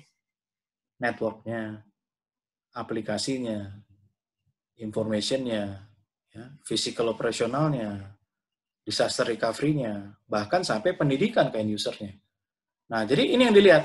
Ya, saat ini yang saya tahu BSSN, ya, Badan Sandi itu, ya, mereka lagi bikin nih kurikulum untuk cyber security profesional. Jadi kalau memang tadi survei itu tadi ada responden bilang, ya kami punya resource cyber security, pastikan apakah cyber security resource tadi itu sudah memenuhi 6 poin ini. Punya kompetensi nggak di network security, ya, aplikasi, ya, dan infosec, ya, udah ada data klasifikasi nggak di perusahaan itu? Bukan cuma dicap doang dokumennya rahasia atau enggak itu, tapi sampai email itu kalau di forward dia itu misalnya data address atau in transit, bisa di forward atau tidak. Nah, kalau email itu memang udah security-nya high, dia kirim nggak bisa di forward, udah ada labelnya. Nah itu udah praktek gitu. Jadi resource itu juga bukan cuma tahu, tapi dipraktekkan gitu di sini. Ya.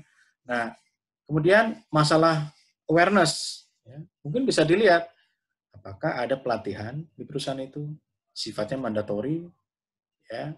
Kemudian ada juga misalnya awareness setiap 3 bulan.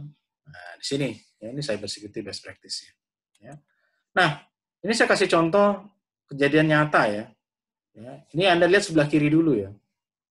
Ini ada 2 grup dari Rusia yang biasanya nyerang nih, namanya Armada Kolektif sama Fancy Bear. Ya, dia biasanya targetnya nih, contohnya ya, 8 Desember. Ini ada perusahaan namanya Akamai, dia dapat DDoS. DDoS itu Distribution Denial of Service. Jadi bareng-bareng seluruh device itu mengakses ke website atau ke aplikasi suatu perusahaan.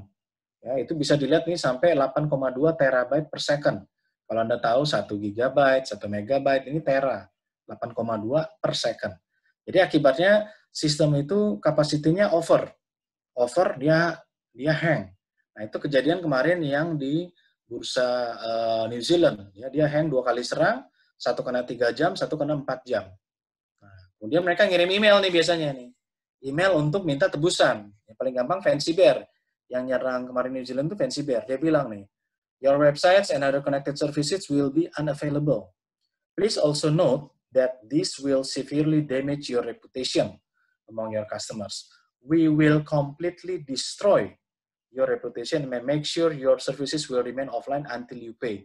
Berapa diminta dibayarannya? Nah ini, Ya, kalau Anda lihat misalnya Fancy Bear itu misalnya dia minta 10 Bitcoin, $120.000. Ya, si Armada tuh minta 20 Bitcoin, $240.000. Jadi ujung-ujungnya duit gitu loh. Jadi makanya kenapa dibilang cybercrime itu ya teroris juga ya di situ. Nah, ini contoh-contoh yang lain ya, dark trading, bank info, security week, ini kena semua ya di situ. Nah, kalau lihat secara internasional, Anda lihat nih ya, mulai dari tahun 98, cyber security itu mulai dari hal-hal yang lucu gitu. Ya, kita bilang lucu karena udah ketinggalan zaman. Virus, trojan, malicious code itu tahun 98. Ya. Tapi seiring berkembangnya waktu teknologi, ya, itu udah mulai identity theft 2004, ya. Domain attack 2007 udah pakai botnet ya sabotasenya ya. Kemudian 2010 dia udah pakai DDoS. Nah, ini yang sering makan korban nih DDoS nih ya. Ransomware itu dia pakai robot tapi minta tebusan juga ya. Baru dia masuk di 2013 ini udah kena ke banking ya. 2016 kripto Bitcoin udah mulai kenain juga sama dia Bitcoin wallet, dan yang terakhir sampai ke cloud migration sama artificial intelligence. Jadi makin lama makin canggih ya. Kerugiannya lihat aja tuh 95 juta. Mintanya data, yang diambil data. Karena data itu bisa dijual. Ya, nanti saya tunjukkan contohnya. Nah, jadi balik lagi. Anda harus ngerti cyber security itu bagian dari information security. Gunanya adalah untuk melindungi data. Data itu bisa data pribadi, bisa data perusahaan, atau bisa data customer, misalnya. Ya. Nah, jadi di sini, makanya Anda lihat contoh payung ini. Saya paling sering pakai contoh ini. Ya. Kalau Anda bicara data privacy, yang pakai payung itu nggak mau kelihatan mukanya. Dia nggak mau orang tahu dia cakep, jelek, atau gimana. Ini data privacy nih. Lihat, perlindungannya itu sampai seperti ini. Tapi kalau mau main data protection, dia cuma melindungi supaya hujan itu nggak kena dia, nggak basah. Hujan ini kita anggap pihak ketiga. Kalau data privacy, hujan yang nggak kena, dan orang pun nggak tahu mukanya dia di dalamnya seperti apa. Jadi privacy itu lebih dalam. Nah, ini contoh ilustrasi yang saya lakukan. Oleh karena itu, data privacy itu biasanya adalah kepatuhan kita terhadap perlindungan data. Ini lagi digodok sama DPR ya, mudah-mudahan November katanya ya. Jadi fokusnya adalah gimana cara mengkolek, gimana cara memproses, ya, gimana cara menyimpan, atau boleh di-share atau enggak, atau bisa dihapus atau tidak. Tapi kalau data security, dia cuma bilang, jangan sampai data yang di dalam perusahaan ini bisa diakses sama orang-orang yang tidak berkepentingan. Jadi tingkat kedalamannya di situ. Ya. Nah, oleh karena itu, sebagai auditor, kalau Anda peduli dengan cyber security, Anda selalu harus melihat praktek data protection atau data security atau data privacy yang di lingkungan Anda itu memungkinkan nggak ada yang namanya pelanggaran data.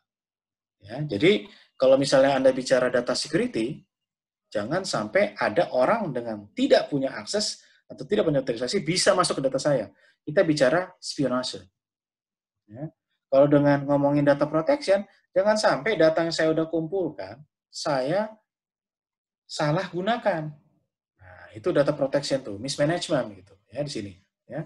Tapi kalau ngomongin privacy, jangan sampai data pribadi ini ada orang bisa menggunakan untuk kepentingan yang lain. Nah, contohnya di China ya, kenapa saya pakai government surveillance?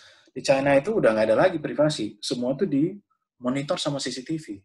Pemerintah itu tidak perlu minta izin karena dia punya otoritas. Dia akan tahu Anda kemana, ngapain, ya, melakukan apa saja. Ini surveillance-nya tinggi sekali, tidak ada privasi gitu.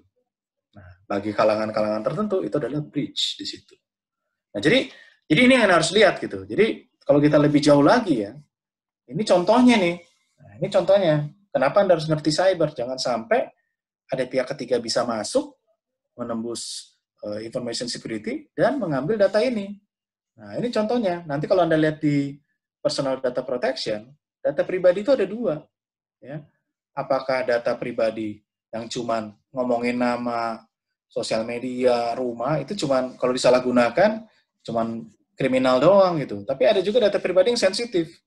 Ya, pernah dihukum penjara atau enggak, dia sakit apa,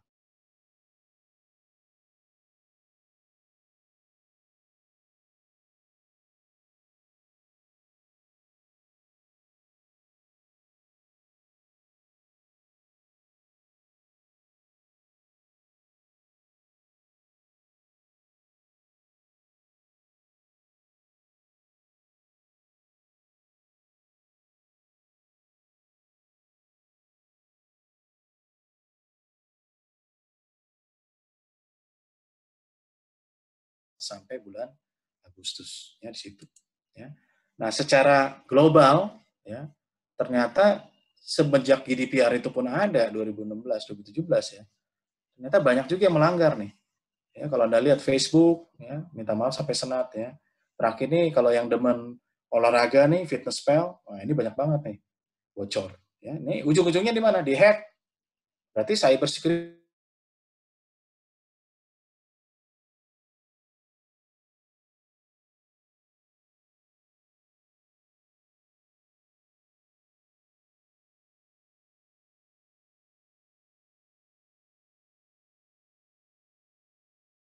ya. Kalau misalnya pernah dihubungin sama fintech yang ilegal, collection, nah ini akibat seperti ini. Ya. Kemudian lihat setting platform Anda di Android Anda, lihat tuh. Anda bisa membuka permission, dia bisa buka di sini datanya. Nah ini konsen, ya, konsen yang Anda berikan sehingga jadi data pribadinya kena. Secara aplikasi juga, kalau lihat top 5 ya, Facebook, Instagram, ini atribut ininya, atribut ceknya ya. Ini Facebook itu hampir semua nih. Mulai dari email, nama, umur, gender, bahkan sampai ke social profile. Ya. Nah, jadi di situ. Nah, oleh karena itu, makanya inilah tantangannya cyber itu, terutama pas COVID. Memang survei ini memang dilakukan sebelum COVID. Tapi gara-gara COVID ini sekarang challenge-nya jadi makin besar. Yang pertama, mau Anda work from home atau Anda work from office, yang namanya orang itu, sekarang kelakuannya gini semua. Lihat handphone. Ya, WhatsApp, Instagram, ya, TikTok, gitu kan. Nah, perilaku ini yang menyebabkan people process technology itu menjadi penting. Nah, people process technology ini operational risk. Ya, cyber security part of operational risk. Jadi di sini kita ngomongin pengetahuan orang tentang cyber, ya. Kita ngomongin proses di dalam perusahaan itu bisa memprotek, dan kita juga ngomongin teknologi yang sekarang, saya udah patching nggak, saya udah segmentasi network nggak, supaya orang nggak bisa masuk. Nah ini penting di sini. Ya. Kemudian juga ini saya lupa tadi ngasih tahu dari awal ya, maaf ya. Mendingan yang mana sekarang? Ketinggalan handphone atau ketinggalan dompet? Itu nanti Anda jawab sendiri ya. Tapi intinya adalah kenapa? Karena handphone Anda isinya macam-macam. Ada password, nomor kartu kredit, nomor BPJS, file-file kantor, bahkan kadang-kadang di sini. Nah, itu gimana perlakuannya? Boleh nggak file kantor disimpan di device? Ya, bring your own device gitu kan. Ya. Kemudian juga artinya kalau Anda nggak bisa protect, ya jangan di-collect gitu kan. Nah, itu kunci utamanya. Nah, jadi sekarang kita lihat refleksinya sebagai auditor gitu, cyber security. Yang bisa Anda cek, perusahaan Anda punya response team nggak? Ya, ada timnya nggak untuk insiden kalau ada cyber? Role, ya, komite mungkin, ya. Siapa yang bisa dihubungi 24 jam, ya, 24/7. Dan kalau yang berbau technical nih, kadang-kadang kalau di rumah nggak bisa login atau habis passwordnya, itu kan suka sharing screen gitu ya. Nah itu ada proses autentikasinya nggak? Pakai multifaktor nggak? Dikirim dulu opennya ke handphone Anda balas, ya divalidasi siapa teknisinya, baru dia bisa connect. Nah itu salah satu contoh yang bagus, tapi jadi rigid gitu ya. Kemudian selama ada WFA, mungkin ada sistem yang dulu tidak kritikal jadi kritikal. Contoh sistem yang kritikal sekarang, Microsoft Teams, Zoom itu kritikal, karena tanpa itu nggak bisa komunikasi kan gitu kan. Nah balik lagi, klasifikasinya ada perubahan gitu. Ya, gimana skin networknya, sistemnya, siapa yang bisa boleh artinya punya aplikasi boleh merekam dan menyimpan, direkam di mana, ditaruh di mana, gitu kan. Nah ini berpikir di situ. Jika ada insiden terkait cyber, gimana proses handlingnya? Nah, ini contohnya di sebelah kanan nih. Ya, baik dari sisi siapa yang mendetek, siapa yang mengcontain, siapa yang menghapus, dan bagaimana recovery-nya. Dan juga insiden itu ada kelasnya. Nah, ini lihat di ya risk management guideline ya, klasifikasinya ya, ngikutin taksonominya ya. Kalau kejadian insiden, gimana sosialisasinya? Ya, gimana cara ngasih tahu sama customer kami lagi terganggu? Ingat nggak? First media itu down ya. Nah, kemudian ada juga misalnya contoh kalau olahraga itu Garmin down. Gimana cara mensosialisasikan pada nasabah Anda? Dan kadang-kadang kita perlu tahu, need to know. Kalau dia sensitif, perlu nggak Anda kasih tahu itu di bagian komunikasi Anda? Nah ini yang bisa Anda periksa apakah ada atau tidak. Jika ada, desainnya apa? kemudian operasionalnya gimana. Nah, itu kan dari sisi kontrol ya. Nah, yang paling penting dites. Ya. Jadi ada perusahaan yang bagus ngetesnya ya. Waktu bulan Maret dia tes, dia pakainya judulnya SPT 21 Anda gitu. Ya. Semua pada ngeklik karena lagi harus laporin pajak gitu kan. Karena kita nggak ngira direktur risiko juga ngeklik gitu. Nah, itu kan bagus tuh. Itu namanya mystery shopping gitu. Jadi dites apakah mereka ngerti atau tidak. Ya, ini cuman apa yang harus kita cek untuk assurance kita gitu. Kan tadi ada pertanyaan mengenai assurance cybernya. Nah, untuk tips sendiri saya cuma bagi ada 2 ya. Jadi 6 yang pertama ini untuk pribadi ya. Jadi ya coba cek apakah software update itu selalu on time ya, digital certificate-nya, antivirus software, strong password ya. Kemudian awareness mengenai open email attachment ya. Kemudian juga, nah ini nanti saya kasih contoh, ini baru nih, ini jualan Google Drive tapi unlimited. Nah, dia minta klik on links. Nah, itu juga bisa ya, jadi awareness ya. Kemudian Wi-Fi tidak selamanya secure. Apakah Anda punya policy terhadap karyawan Anda yang bilang kalau kerja bukan di rumah, misalnya di public place, policy-nya seperti apa? Kalau mana tidak mengizinkan dia connect sama unsecure Wi-Fi, apakah perusahaan memberikan modem perusahaan pada dia? Nah, itu jadi pertanyaan di situ. Karena takutnya ada man in the middle. Ya. Kemudian kalau untuk perusahaan sendiri, ya, secara garis besar ya, apakah patching, ya, kredensial, atau multifactor authentication, atau network segmentasi, itu sudah in place. Nah, itu Anda bisa melakukan sampling terhadap kontrol ini, dan Anda bisa ngetes kalau Anda punya IT audit yang bisa di sini. Ya. Nah, intinya sih seperti itu ya. Jadi, sekali lagi, ya, cyber security, ya, part of information security, tapi dari cyber security, itu yang melindungi tadi saya bilang, data protection, dan juga data privacy. Mungkin dari saya itu dulu, Rama. Ini mungkin yang terakhir. Ini contoh yang baru ya, spam yang baru ya. Ini juga cyber nih. Ya, Google Drive Unlimited. Coba. Ya, ini bahaya nih. Diklik 35.000 Shopee gitu. Tapi habis itu data Anda udah dicuri, dia masuk ke situ. Ya, cuman ngejar karena working from home. Ya, saya butuh kapasitas, beli Google Drive Unlimited. Itu contohnya juga gitu ya. Nah, mungkin itu aja Rama ya. Betul, Pak. Oke. Ya, silakan. Baik. Terima kasih paparannya Pak Niko. Iya, jadi tadi yang 7 hal yang harus diingat tuh juga suatu pengingat bagi kita juga, Pak ya. Jadi kayak saya sendiri baru mengalami kalau komputer saya di rumah saya kasih antivirus, tapi handphone saya nggak saya kasih antivirus gitu. Padahal transaksi Tethering. saya kebanyakan di handphone, ya Habis itu kan? tethering lagi kan. Ya, itu dia. Nah, tethering itu bahaya tuh. Itu yang buat menjadi pengingat kita semua tuh, karena saya internet banking lah, semua apapun itu ya ada di handphone gitu. Tapi benar, jadi kalau saya tipenya lebih takut handphone ketinggalan Pak daripada dompet ketinggalan Pak. Ya mungkin terus dibikin polling. Iya. Siapa lebih mending handphone ketinggalan atau itu yang ketinggalan gitu. Bisa Pak. Oke, ini sudah ada polling yang kita siapkan nih, polling ketiga. Oke. Yang polling ketiga, Pak Eko bisa tolong siapkan. Kalau di ruang mikro pun juga duduk gitu ya.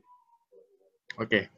Nah, ini mungkin retorika ya, tapi kita benar-benar pengen ngukur aja sih Bapak dan Ibu ya. Ada nggak sih peningkatan dari cyber security bagi organisasi Bapak dan Ibu?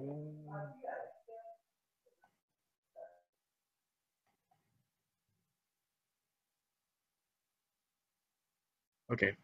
So far yang jawab penurunan belum ada. Tapi secara signifikan betul terjadi peningkatan cyber security risk.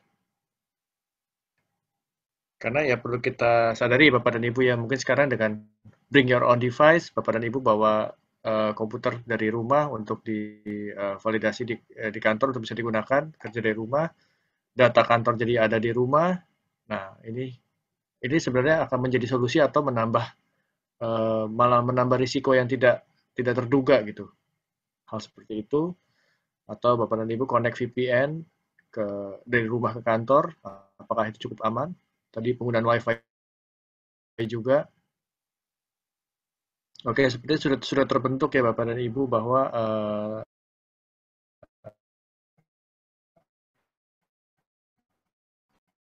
sekitar 65% respon dari cyber security risk. Namun cukup besar juga dari responden, sekitar 25% ya, Bapak dan Ibu, yang belum mengukur dari cyber security risk-nya itu. Mungkin ini suatu masukan juga bagi Bapak dan Ibu untuk melihat apakah memang belum perlu atau memang sekarang ini dengan kebijakan work from home ini momentum yang paling penting nih untuk bisa mengukur dari cyber security risk itu. Oke, sedikit recap dari saya. Jadi tadi Pak Niko menjabarkan bahwa cyber security itu adalah praktek untuk memastikan adanya CIA itu sendiri ya, confidentiality, integrity, sama availability dari data. Jadi kalau kita ingat dari information security, pasti 3 hal ini yang kita bahas nih. Dan bentuknya bisa sebuah policy, atau tools, atau kebijakan, atau risk management, apapun itu. Dan cyber security itu adalah suatu bagian yang tidak terpisahkan dari information security, yang tadi digambarkan bentuknya bisa data protection, seperti orang sedang pakai payung pas lagi hujan, dia adalah untuk mencegah unauthorized access atau penyalahgunaan dari informasinya. Namun ada lagi juga yang lebih dalam, yaitu data privacy, yang di mana orang itu sudah pakai payungnya tapi ditutup, jadi sehingga kita nggak bisa tahu siapa yang ada di payung itu dan sedang apa di situ. Jadi yang lebih dijaga untuk privacy dari datanya gitu. Nah, bagi kita ini yang seorang internal auditor atau auditor sistem informasi, yang paling penting fokus kita adalah ke ketiga hal, yaitu data protection, data privacy, dan data security. Nah, dan juga ada satu kalimat yang menarik ini dari Pak Niko, if you can protect it, don't collect it. Jadi kalau kita tidak bisa menjaga data itu, kita tidak bisa mengkoleknya. Karena kita akui ya, dengan mudahnya misalkan ya, Bapak dan Ibu mungkin sadari juga, di kantor kerja sambil kerja menggunakan web WhatsApp itu misalkan contohnya, terus karena lagi kolaborasi biar cepat menggunakan memindahkan data bukan via email tapi menggunakan web WhatsApp, itu berbahaya, dan juga kita tidak tahu kan data kita akan terbaca oleh siapa, atau bahkan nggak sengaja salah kirim gitu, salah harusnya ke rekan kerja malah ke grup gitu, yang grupnya nggak berhubungan lagi dengan pembahasan itu. Kemudian juga terkait pengendalian internalnya ya, mungkin ya yang di sini organisasi kita harus berpikir adalah kita punya ini nggak cyber security incident handling process. Jadi ketika terjadi insiden, kita tahu cara melokalisir masalah, dan kalaupun lebih tinggi bagaimana mengeskalasi masalah itu. Dan juga yang namanya suatu kontrol gitu ya. Kalau hanya di atas kertas, hanya ada saja dan ujinya secara rutin, mungkin akan lebih baik dengan adanya tes ya, atau drill ya. Jadi kalau misalkan kita tidak pernah mengetes itu, kita mungkin nggak tahu kita kurangnya di mana, dan apakah karyawan kita atau teman-teman kantor kita ini selama ini siap dengan adanya cyber security threat itu sendiri. Jadi selain mengetes, kita juga akan melakukan update dari rencana itu, karena pada dasarnya nggak mungkin juga seperti business continuity management, hanya itu saja dari awal, dari organisasi kita ada, dan kita tidak pernah mengupdate, tidak pernah menguji apalagi. Jadi itu adalah suatu yang harus sifatnya dinamis. Baik, sorry saya belum share. Ini adalah hasil pollingnya, Bapak dan Ibu. Oke, baik. Saya coba lihat ke chatting ya. Saat ini pertanyaan mungkin ada yang bisa kita bahas, Pak Niko. Ini beberapa udah saya jawab sih. Oh ya. Misalnya kayak contohnya dari Pak Victor ya. Pak Victor ya. Dia nanya bagaimana talent risk management ya. Menurut saya sih yang bagus untuk jadi risk management tuh orang yang ngerti proses ya. Biasanya rata-rata orang operation biasanya. Ya. Kemudian bisa juga dari internal audit. Ya. Risk management sama internal audit itu mirip-mirip, cuma persepsinya beda. Jadi kalau internal audit itu fokusnya adalah inherent risk-nya. Kalau inherent risk tinggi, apakah benar kontrolnya betul-betul efektif sehingga mengurangi inherent risk yang tinggi itu. Makanya internal audit itu akan selalu fokus pada inherent risk tinggi, kemudian kontrol yang paling banyak memitigasi risiko macam-macam, ya. Kemudian juga dia akan melihat penurunan yang paling besar dari risiko bawaan ke risiko residual. Itu biasanya fokusnya internal audit. Kalau risk management itu perspektifnya lebih adalah apakah benar risiko sisa ini sudah sesuai dengan risk appetite saya. Nah, itu angle-nya beda gitu. Jadi dia lebih ke residual risk ya, kalau si audit itu ke inherent risk. Tapi sama kalau si risk management akan selalu berusaha supaya residual risk itu terus sesuai dengan acceptable risk-nya dia. Jadi ya paling bagus sebenarnya dari operation, kemudian bisa juga dari orang audit yang memang punya experience dalam memeriksa operasi itu. Ya. Kemudian pertanyaan kedua, cyber ya, gimana kalau ada email karyawan dipindah-pindahin, ya, traffic wifi-nya dimatiin. Yang paling bagus itu adalah review log ya, lognya di-review. Jadi orang-orang yang punya tanggung jawab terkait dengan network, terkait dengan informasi konfidensial, itu log activity-nya di-review, dilihat apakah ada aktivitas dia yang tidak sesuai dengan kewenangan dia. Itu paling gampang di situ. Ya. Nah, kemudian ada juga Pak Agung nanya, boleh nggak sih pertukaran data itu kolaborasi gitu ya? Ya, challenge-nya seperti apa? Menurut saya sih ini udah kejadian di perbankan ya. Banyak perbankan misalnya sama asuransi tukeran data. Ya. Itu bisa selama artinya ada perjanjiannya, kemudian juga lihat antara dua-dua ini kontrolnya harus sama-sama di set minimum requirement-nya, bikin secure dedicated line, kemudian tunjuk siapa PIC dari pertukaran data itu. Dan itu menjadi subjek audit, kalau waktu itu saya di bank, itu subjek audit minimal setahun sekali. Itu SLA-nya, ya di situ. Jadi Pak Agung itu bisa-bisa aja, itu tadi udah saya jawab juga. Dan Pak Abdul Hakam ini nanya, kalau kompetensi internal audit tentang risk management lebih rendah dibanding divisinya, gimana Pak bisa di internal audit bisa mengaudit? Nah itu balik lagi bahwa ke kewajiban kita, ya, di mana CAE itu punya tanggung jawab apa? Melakukan assessment terhadap kompetensi dari staffnya, setuju kan? Biar dia ngelihat butuh apa staffnya di training. Nah, jadi nggak boleh di training dulu sampai jago baru dia nggak bisa kan, waktu jalan terus gitu kan. Ya sementara dia nggak punya kompetensi itu secara kolektif, ya dia pakai jasa luar dulu gitu untuk mengakses, bisa-bisa aja. Tapi bisa juga kalau mau cara yang paling efektif ya adalah dipakai orang luar, assess tapi co-sourcing, jadi transfer knowledge-nya langsung jalan, benar nggak? Situ. Ya, ini saran saya. Jadi itu udah saya jawab juga sama Pak Abdul Hakam. Itu aja sih Rama yang ada. 5 pertanyaan tadi. Ya.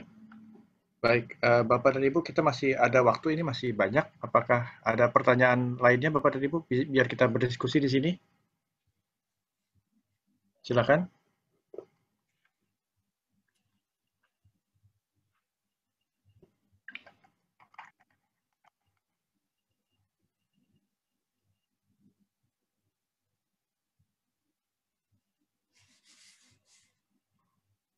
Nggak ada. Sepi deh kayaknya. Oke deh, kalau gitu saya coba tanya deh Pak. Ya, silakan. Jadi terkait yang tadi ya, yang tadi di riset tadi saya sempat mikir ya. Ya karena memang tadi kan seperti kita lihat ya, kalau yang terlihat lebih siap di situ, yang lebih waspada dengan cyber security risk itu adalah dari industri keuangan. Sebenarnya apakah memang dari industri sendiri mensyaratkan sudah aware sama cyber security, dan juga sampai auditor, sampai lidik ketiganya itu sudah disiapkan untuk bervisi seperti itu, atau bagaimana sih Pak di industri keuangan itu? Karena saya sendiri juga awam dengan industri keuangan ini sebenarnya Pak. Industri keuangan itu kan industri yang paling high regulated ya. Jadi apa-apa diatur gitu. Saya juga bersyukur saya udah keluar dari situ gitu. Ya. Stresnya tinggi gitu. Jadi untuk teman-teman yang masih di industri keuangan, saya put respect ya. Jadi ke depan tuh tantangan makin besar ya. Nah, jadi industri keuangan itu memang dia makin kompleks, makin banyak bolongnya, makin banyak potensi, karena di situ tempat duit berkumpul gitu. Jadi industri keuangan itu termasuk fintech. Ya, fintech itu termasuk industri keuangan. Nah, jadi apa-apa diatur. Ya, dulu awal-awalnya mah cuma 8 risiko, 7 kegiatan aktivitas, sudah gitu doang profil risiko ya. Lama-lama sampai ada keluar peraturan khusus mengenai keamanan informasi. Ya. Kemudian terakhir udah mulai nih tentang data center, ya, data center. Kemudian sudah banyak awareness mengenai cyber security, ya, gitu. Jadi artinya berkembangnya ke arah sana makin rumit, makin kompleks. Karena dia makin kompleks, ada kejadian pasti ada peraturan baru. Selalu seperti itu industri keuangan. Kalau ada kejadian skandal, pasti keluar peraturan baru. Nah, jadi makanya cyber itu di luar sih udah kenceng ya, udah 3 tahun terakhir kalau lihat survei-survei lembaga independen, cyber itu pasti selalu top 3. Cyber risk, conduct risk, sama yang namanya itu operational risk. Itu pasti top 3 dia. Ya. 2018 tuh bahkan top 1 dia, 2018, 2019. Nah, dan terutama karena sekarang data itu kalau Anda lihat fintech itu kekayaannya itu bukan aneh-aneh, kekayaannya itu data. Dia bisa ngolah data jadi sesuatu yang bisa dijual gitu. Coba bayangin big data gitu. Kalau dia tahu misalnya Rama Kurnia nih setiap minggu pasti pergi ke Pacific Place, makan di Sushi Tei, kemudian bayarnya sekian. Itu diolah sama dia jadi data. Berarti dia suka makanan Jepang, ya, yang budgetnya sekian. Nah, dia akan lempar kemana? Ke restoran Jepang. Restoran Jepang beli dong datanya. Kemudian restoran Jepang nanti kasih penawaran ke kamu kan gitu kan. Itulah data gitu loh. Nah, itu namanya data. Nah, tapi itu kalau digunakan secara benar, kalau digunakan secara salah. Oh, dia suka makan di Sushi Tei. Bisa macam-macam kan? Kan gitu kan? Yeah. Bisa mengatasnamakan, bisa impersonation. Nah, itu seperti itu gitu. Nah, itu kenapa bahayanya. Dan coba lihat ya, 2013 itu masih banyak SMS aneh gitu kan. KTA atau misalnya mengurangi butuh kartu kredit gitu kan ya. Nah, sekarang contohnya minggu lalu saya terima SMS itu ada 3 hari berturut-turut dari Kemenaker loh. Ya, mereka bilang ini tokennya. Kenapa saya dapat token dari Kemenaker, coba pertanyaan saya. Saya bukan orang yang minta BLT karena gaji saya di bawah 5 juta kan? Benar kan? Nah, saya hubungi Kemenaker, ya bisa jadi data saya sudah publik, setuju nggak? Ada orang mengatasnamakan saya, buka rekening atas nama saya, kemudian nanti transfer BLT itu dikirim ke bank sana kan gitu. Nah, itu di situ. Ya, jadi makin kompleks itu, makin artinya demanding, dan orang maunya cepat. Dan pandemik ini menjadi kesempatan karena orang nggak ketemu orang, jadi validasinya lebih susah. Ya, orang nggak ketemu orang, dia cuma modalnya adalah konfirmasi bisa by phone, bisa by email. Balik lagi itu data, setuju nggak? Nah, itu di situ. Betul. Seperti itu sih, ya, sebenarnya itu. Wah, ini ada yang nanya ya, coba. Okay. Source code. Ini Pak Sukrisno Agus. Ini mah senior saya nih. Ya, Pak Sukrisno ya. Sore, iya, Pak. Nih. Sore Pak Sukrisno Agus. Ini kayaknya sering bareng-bareng supervisi tesis nih kayaknya. Hebat. Salam hormat, Pak. Iya, Pak. Wah, kalau Maybank sih gimana Pak ya? Maybank itu saya dulu pernah kerja di sana juga sih ya. Tapi intinya ya ini kan saya nggak tahu faktanya persis ya Pak ya. Cuma lihat yang di berita ya, itu intinya misconduct lah. Intinya misconduct ya. Jadi ya kadang-kadang kita bisa nanya skeptis sih. Masa sih nasabah punya duit segitu, masa nggak pernah lihat rekening koran? Masa nggak tahu duitnya ada berapa kan gitu, baru sekarang gitu. Tapi ada juga informasi-informasi lain yang bilang shadow banking, bank dalam bank. Jadi saya belum bisa cerita banyak nih Pak. 22 miliar nanti takutnya salah cerita. Saya dianggap berpihak gitu Pak. Gitu ya Pak ya. Terima kasih Pak. Ya kalau mau kita private aja Pak. Boleh. Masih ada nomornya Pak. Iya. Oke. Nah, Terima kasih, ini Pak. ya sama-sama Pak. Ini Bu Sentia ya. Oke, dia tanya pertukaran informasi data melalui feature grup sosial media. Nah, itu balik lagi Bu. Itu ada social media policy nggak? Nah, social media policy itu misalnya apa sih yang boleh dikirim lewat sosial media gitu. Ya, contohnya ya, kalau tempat saya dulu, saya ngirim report yang sifatnya konfidensial, pakai handphone perusahaan, ke bos saya langsung ditelepon sama information security-nya. Karena WA saya itu termasuk di jalur yang mereka awasin gitu. Tapi kalau saya pakai handphone perusahaan, WA atas nama saya pakai nomor telepon perusahaan, saya kirim dokumen lewat WhatsApp ke WhatsApp saya pribadi. Nah, pertanyaannya, perusahaan bisa mengkonten nggak? Nah, itu pertanyaan di situ kan. Jadi balik lagi ke policy-nya. Menurut saya, sosial media itu bukan untuk bertukar informasi ya, kalau menurut saya. Ya, jadi sosial media itu cuma tentang profil saya sebagai seorang sosial gitu. Ya, contohnya LinkedIn ya. Saya nggak pernah, artinya saya cuma menunjukkan saya kerja di mana, apa saja yang saya lakukan. Facebook juga sebenarnya bukan untuk pekerjaan kan, jadi urusan dengan informasi atau data terkait pekerjaan sih. Tapi prakteknya susah, itu yang saya bilang. Ya, belum tentu semua perusahaan secanggih itu bisa memonitor apa yang dilakukan di sosial media dari karyawan itu ke pribadinya dia. Dulu saya pernah kerja di sebuah bank, itu ada social media policy ya. Mereka itu di headquarter-nya dia punya departemen sosial media. Tapi lebih ke sosial media dari misalnya salesperson-nya. Jadi orang-orang salesperson ini dia punya website perusahaan yang menginduk pada organisasi itu. Nah, itu dilihat Twitter-nya, ya, official account-nya itu dilihat. Jangan sampai ada mis-selling. Seperti itu sih, lebih ke situ. Tapi pengawasan agak susah. Lebih baik bagi saya preventif, ya, kerjaan-kerjaan, kehidupan sosial gitu di situ.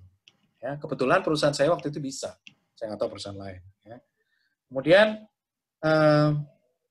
Pak Muhammad Kodrian Ilahude, bagaimana pengelolaan source code yang efektif dan efisien di mana IT development company dikelola vendor IT. Nah, itu klasik ya Pak ya. Kebanyakan perusahaan itu pakai vendor, source code-nya nggak dipegang sama perusahaan.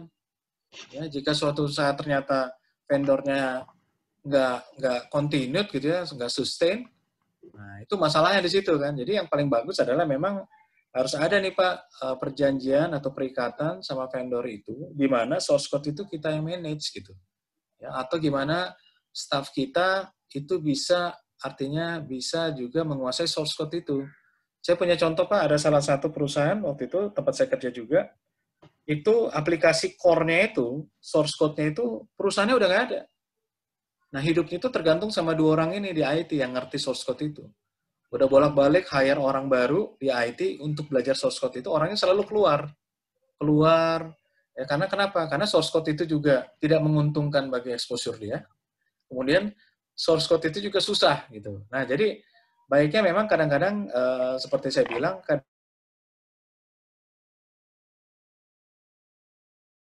tahun ya, melihat mana sih IT kita yang atau vendor kita gitu yang source code-nya itu kita takut juga menjadi risiko. Ya, ada suatu saat di situ di titik di mana kita memutuskan kayaknya saya harus ganti aplikasi. Kenapa? Karena source code-nya itu udah nggak ada yang bisa mensupport, bahkan termasuk tim saya. Dan itu titik-titik itu biasanya titik-titik 5 tahun, Pak. 5 tahun, 10 tahun. Jadi kalau Bapak nanya saya, source code yang efektif, ya saya yang pegang. Tapi orang saya harus bisa punya kompetensi source code-nya. Tapi kalau orang saya pun yang pegang, ternyata source code itu begitu langka, sehingga mengakibatkan saya juga berisiko, atau sistem core saya nanti harus naik kelas, nah itu setiap 5 tahun kita harus assess apakah sudah saatnya saya mengganti sistem itu. Itu sih ya di situ.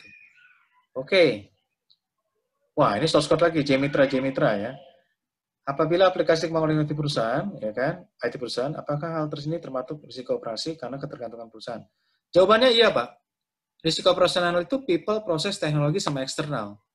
Jadi kalau misalnya Bapak source code-nya dibuat oleh IT perusahaan Bapak, dan cuma orang itu yang mengerti, ya Bapak punya risiko operasional. Ya, terkait people yang pasti di situ. Jadi nanti kejadian kayak perusahaan yang saya kerja waktu itu, orang lain gajinya naik 10%, dia naik 30%. Karena kalau dia batuk sedikit, kita takut dia meninggal tuh. Ya, dia meninggal, nggak ada yang jaga source code-nya ya. Itu orang masih hidup sampai sekarang ya, tapi pertanyaannya adalah apakah kita mau bergantung di situ. Jadi harus ada cost benefit-nya ya. Cost benefit dalam konteks adalah worth it nggak sih saya pakai source code ini sementara nggak banyak orang yang menguasainya gitu. Itu pertanyaannya. Makanya kadang-kadang kita kan ngelihat aplikasi itu kan selalu misalnya dari report-report yang independen ya, Gartner misalnya kan. Apa sih misalnya core aplikasi buat banking yang bagus kan ketahuan kan. Jadi bagus ikutin best practice. Ibaratnya beli motor, mobil, cari yang spare part-nya gampang, benar nggak? Kan gitu kan. Misalnya di Indonesia kita beli Aston Martin, wah keren gitu. Tapi kalau sekitar 1 kali rusak, saya nggak bisa pakai, nggak ada yang bisa perbaikin gitu kan. Nah jadi kayak kadang-kadang di situ strategi dari IT juga terkait kalau bicara COVID ya, misalnya COVID ya, acquisition itu make or buy kan gitu kan. Nah itu strateginya. Kalau dia mau make, ya source code yang berbasiskan apa? Ya, kalau source code berbasiskan apa itu banyak yang bisa menguasai, ya low risk dong. Tapi kalau misalnya kita buy-nya yang mana gitu. Nah, itu balik lagi di situ. Nah, itu bisa dilihat di COVID kalau nggak salah di AI ya, Acquisition Implementation ya di situ. AI 7 kalau nggak salah ya di situ. Ya, itu ya. Pak J. Mitra terakhir tadi. Itu Pak Rama? Baik, terima kasih Pak Niko. Pak, kembali ke riset kita nih. Ada pertanyaan yang saya juga sebenarnya pengen juga masukkan juga dari Bapak dan juga dari responden mungkin ya dari sini mengenai assurance atas cybersecurity yang tidak dilakukan dan tidak ada arahan dari pimpinan organisasi untuk melakukan itu. Nah, apakah kita bisa mensuggest gitu ya sebagai internal audit itu mempresent kepada manajemen untuk arti pentingnya kita untuk melakukan mulai memetakan risiko cyber security dan juga melakukan assurance atas hal itu, Pak?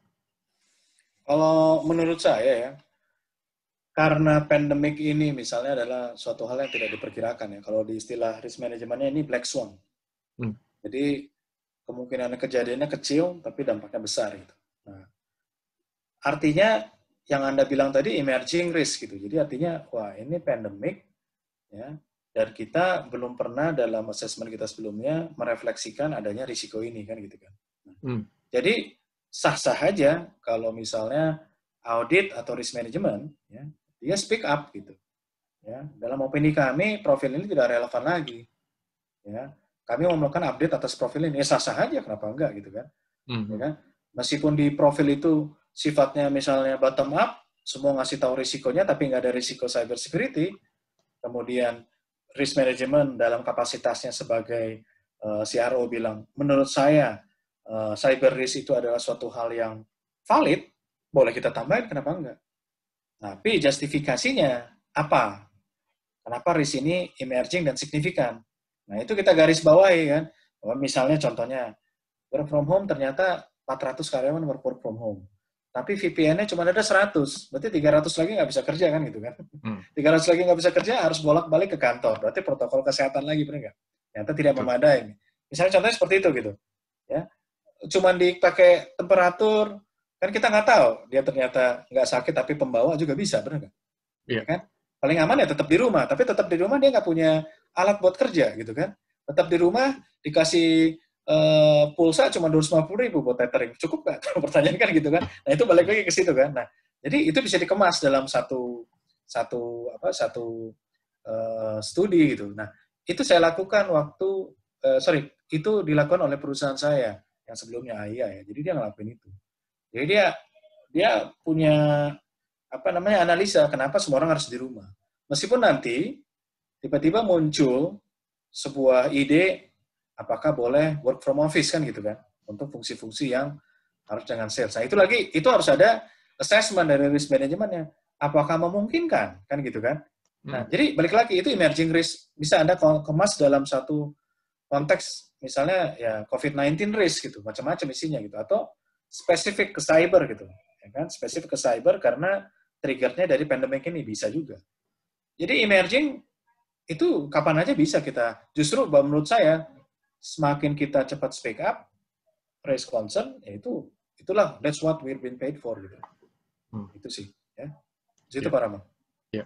Ya betul Pak. Mungkin karena kita memitigasi COVID-19 ini dan sesuai peraturan dari pemerintah kita melakukan work from home gitu ya. Tapi kan tetap kita harus berbisnis juga kan gitu. Iya.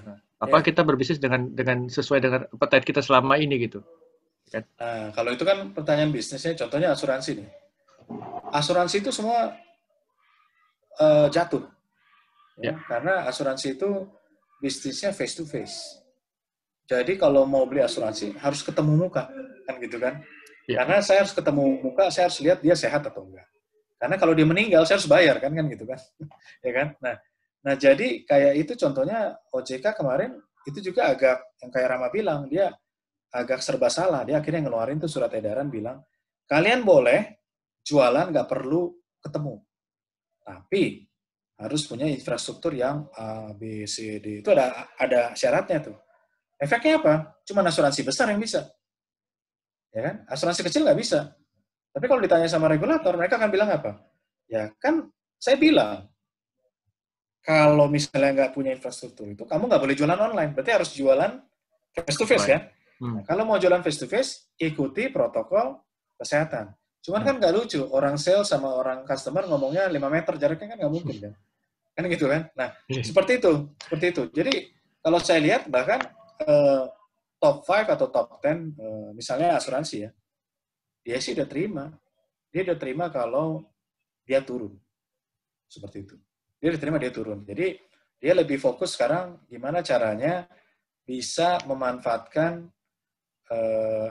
saving dari WFH ini, ya, meleverage ke dalam operational expense, meskipun itu sebenarnya nggak efek banyak ya.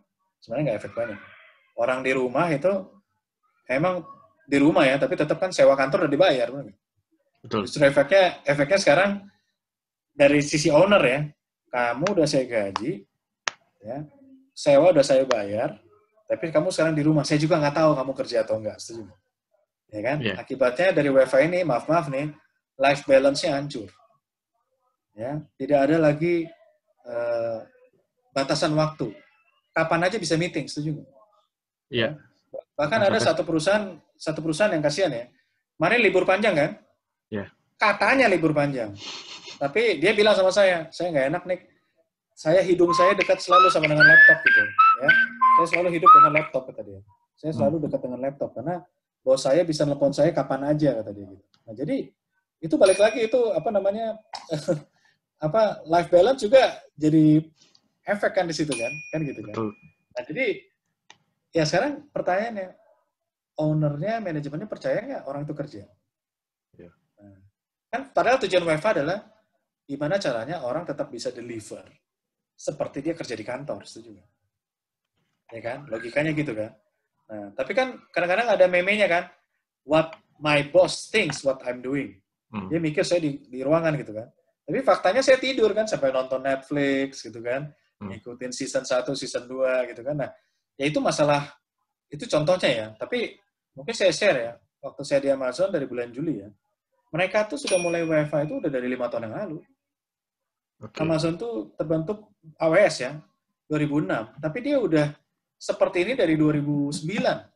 Bukan hal yang baru bagi dia ini. Yeah. Ini bukan hal yang baru gitu. Jadi bagi mereka, kayak kita sekarang nih, face to face tapi via monitor, itu udah dia lakukan udah lama gitu.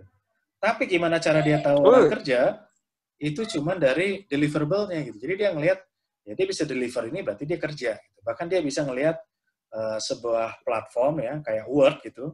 Tapi orang rame-rame ngisi di situ ketahuan Rama buat kalimat ini jam berapa, hari apa. Dia bisa lihat trail pekerjaannya gitu loh. Nah, jadi itu udah culture ya bagi saya. Tapi ada teman saya di bank lainnya, dia bilang, Nick, ini semenjak WFH, gue disuruh sama bos gue ngimport event activity dari karyawan. Mau dilihat karyawan itu dari jam 8 sampai jam 5 ngapain aja. Ternyata ada yang buka detik.com, ada detikhot.com. Nah, itu kan ketidakpercayaan ya bagi saya. Jadi ya, itu balik lagi ya. Jadi artinya WFH ini risiko banyak, tapi ya semua orang menderita lah. Tidak ada yang bisa dibilang mendapatkan benefit dari WFH ini ya. Semua orang juga pengen ketemu orang lah. Ya seperti itu. Jadi balik lagi kalau pekerjaan ya ke pandemik, apalagi audit susah dong sekarang. Interview harus pakai Teams, periksa dokumen juga mungkin harus izin dulu gitu kan. Atau harus bikin sharing folder kan gitu kan. Nah itu hal-hal seperti itu pengaruh sama efektivitas juga. Itu kali ya. Iya betul Pak.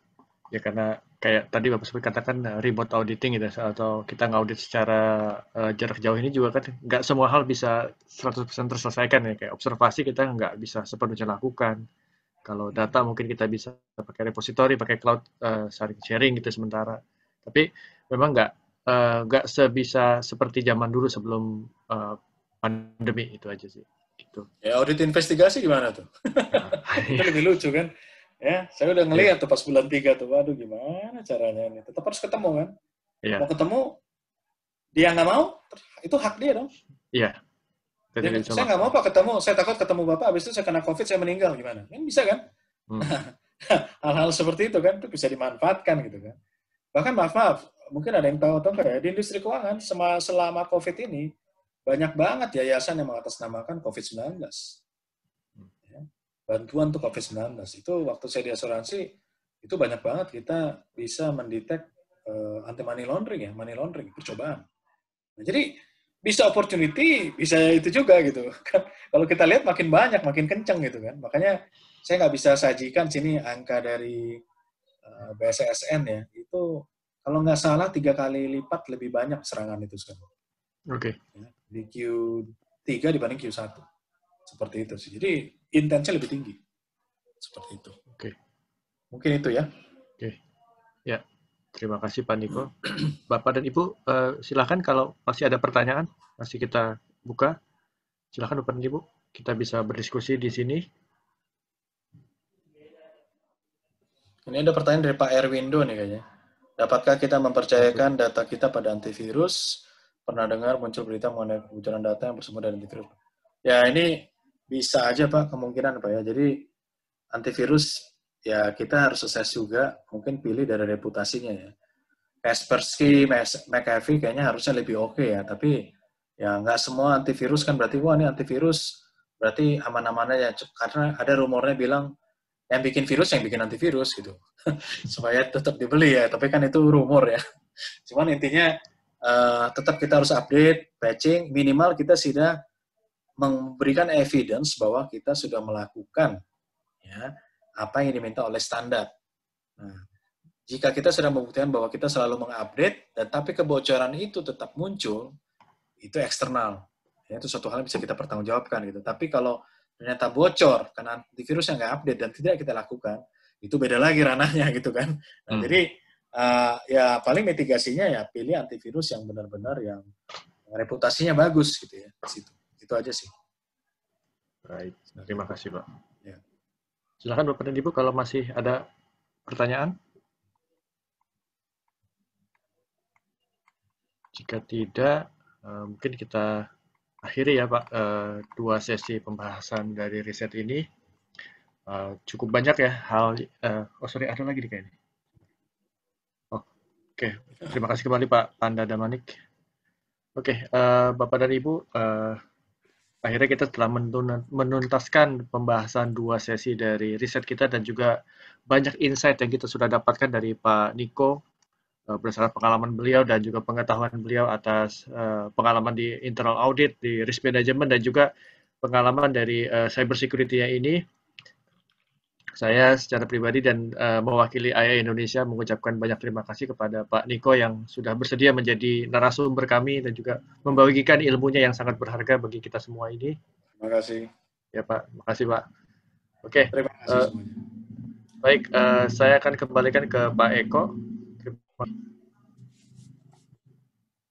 Pak Eko izin pamit sebentar, saya gantikan Pak Rama untuk menutup ini. Baik, silakan Pak Pitoyo. Baik, terima kasih sekali lagi Pak Rama dan Pak Niko atas sharing-nya dan pemaparan yang disampaikan. Bapak Ibu, terima kasih banyak atas atensinya, atas diskusi-diskusi yang sudah dilontarkan, yang disampaikan. Mungkin sebelum menutup, apakah dari Pak Danto ada yang mau disampaikan kembali, Pak?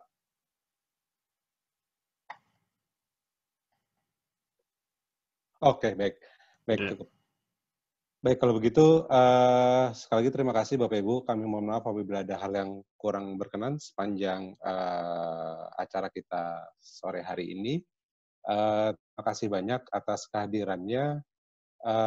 Sekali lagi kami sampaikan, jangan lupa Bapak Ibu, minggu depan IA Indonesia ada perhelatan National Conference. Kita akan melaksanakan secara virtual. Bagi Bapak Ibu yang belum sempat mendaftar, silakan, masih ada waktu. Kita banyak sekali acara, tidak Zoom seperti, tapi kita ada virtual entertainment juga. Ada banyak games, door prize, dan juga live musik nantinya. Jadi kami sangat berharap kita bisa bertemu kembali di National Conference minggu depan, tanggal 2 dan 3 Desember tahun 2020. Baik, itu saja dari kami, Bapak Ibu, untuk info selengkapnya terkait National Conference, kami akan sampaikan dalam video berikut ini. Baik, terima kasih banyak. Selamat sore. Assalamualaikum warahmatullahi wabarakatuh.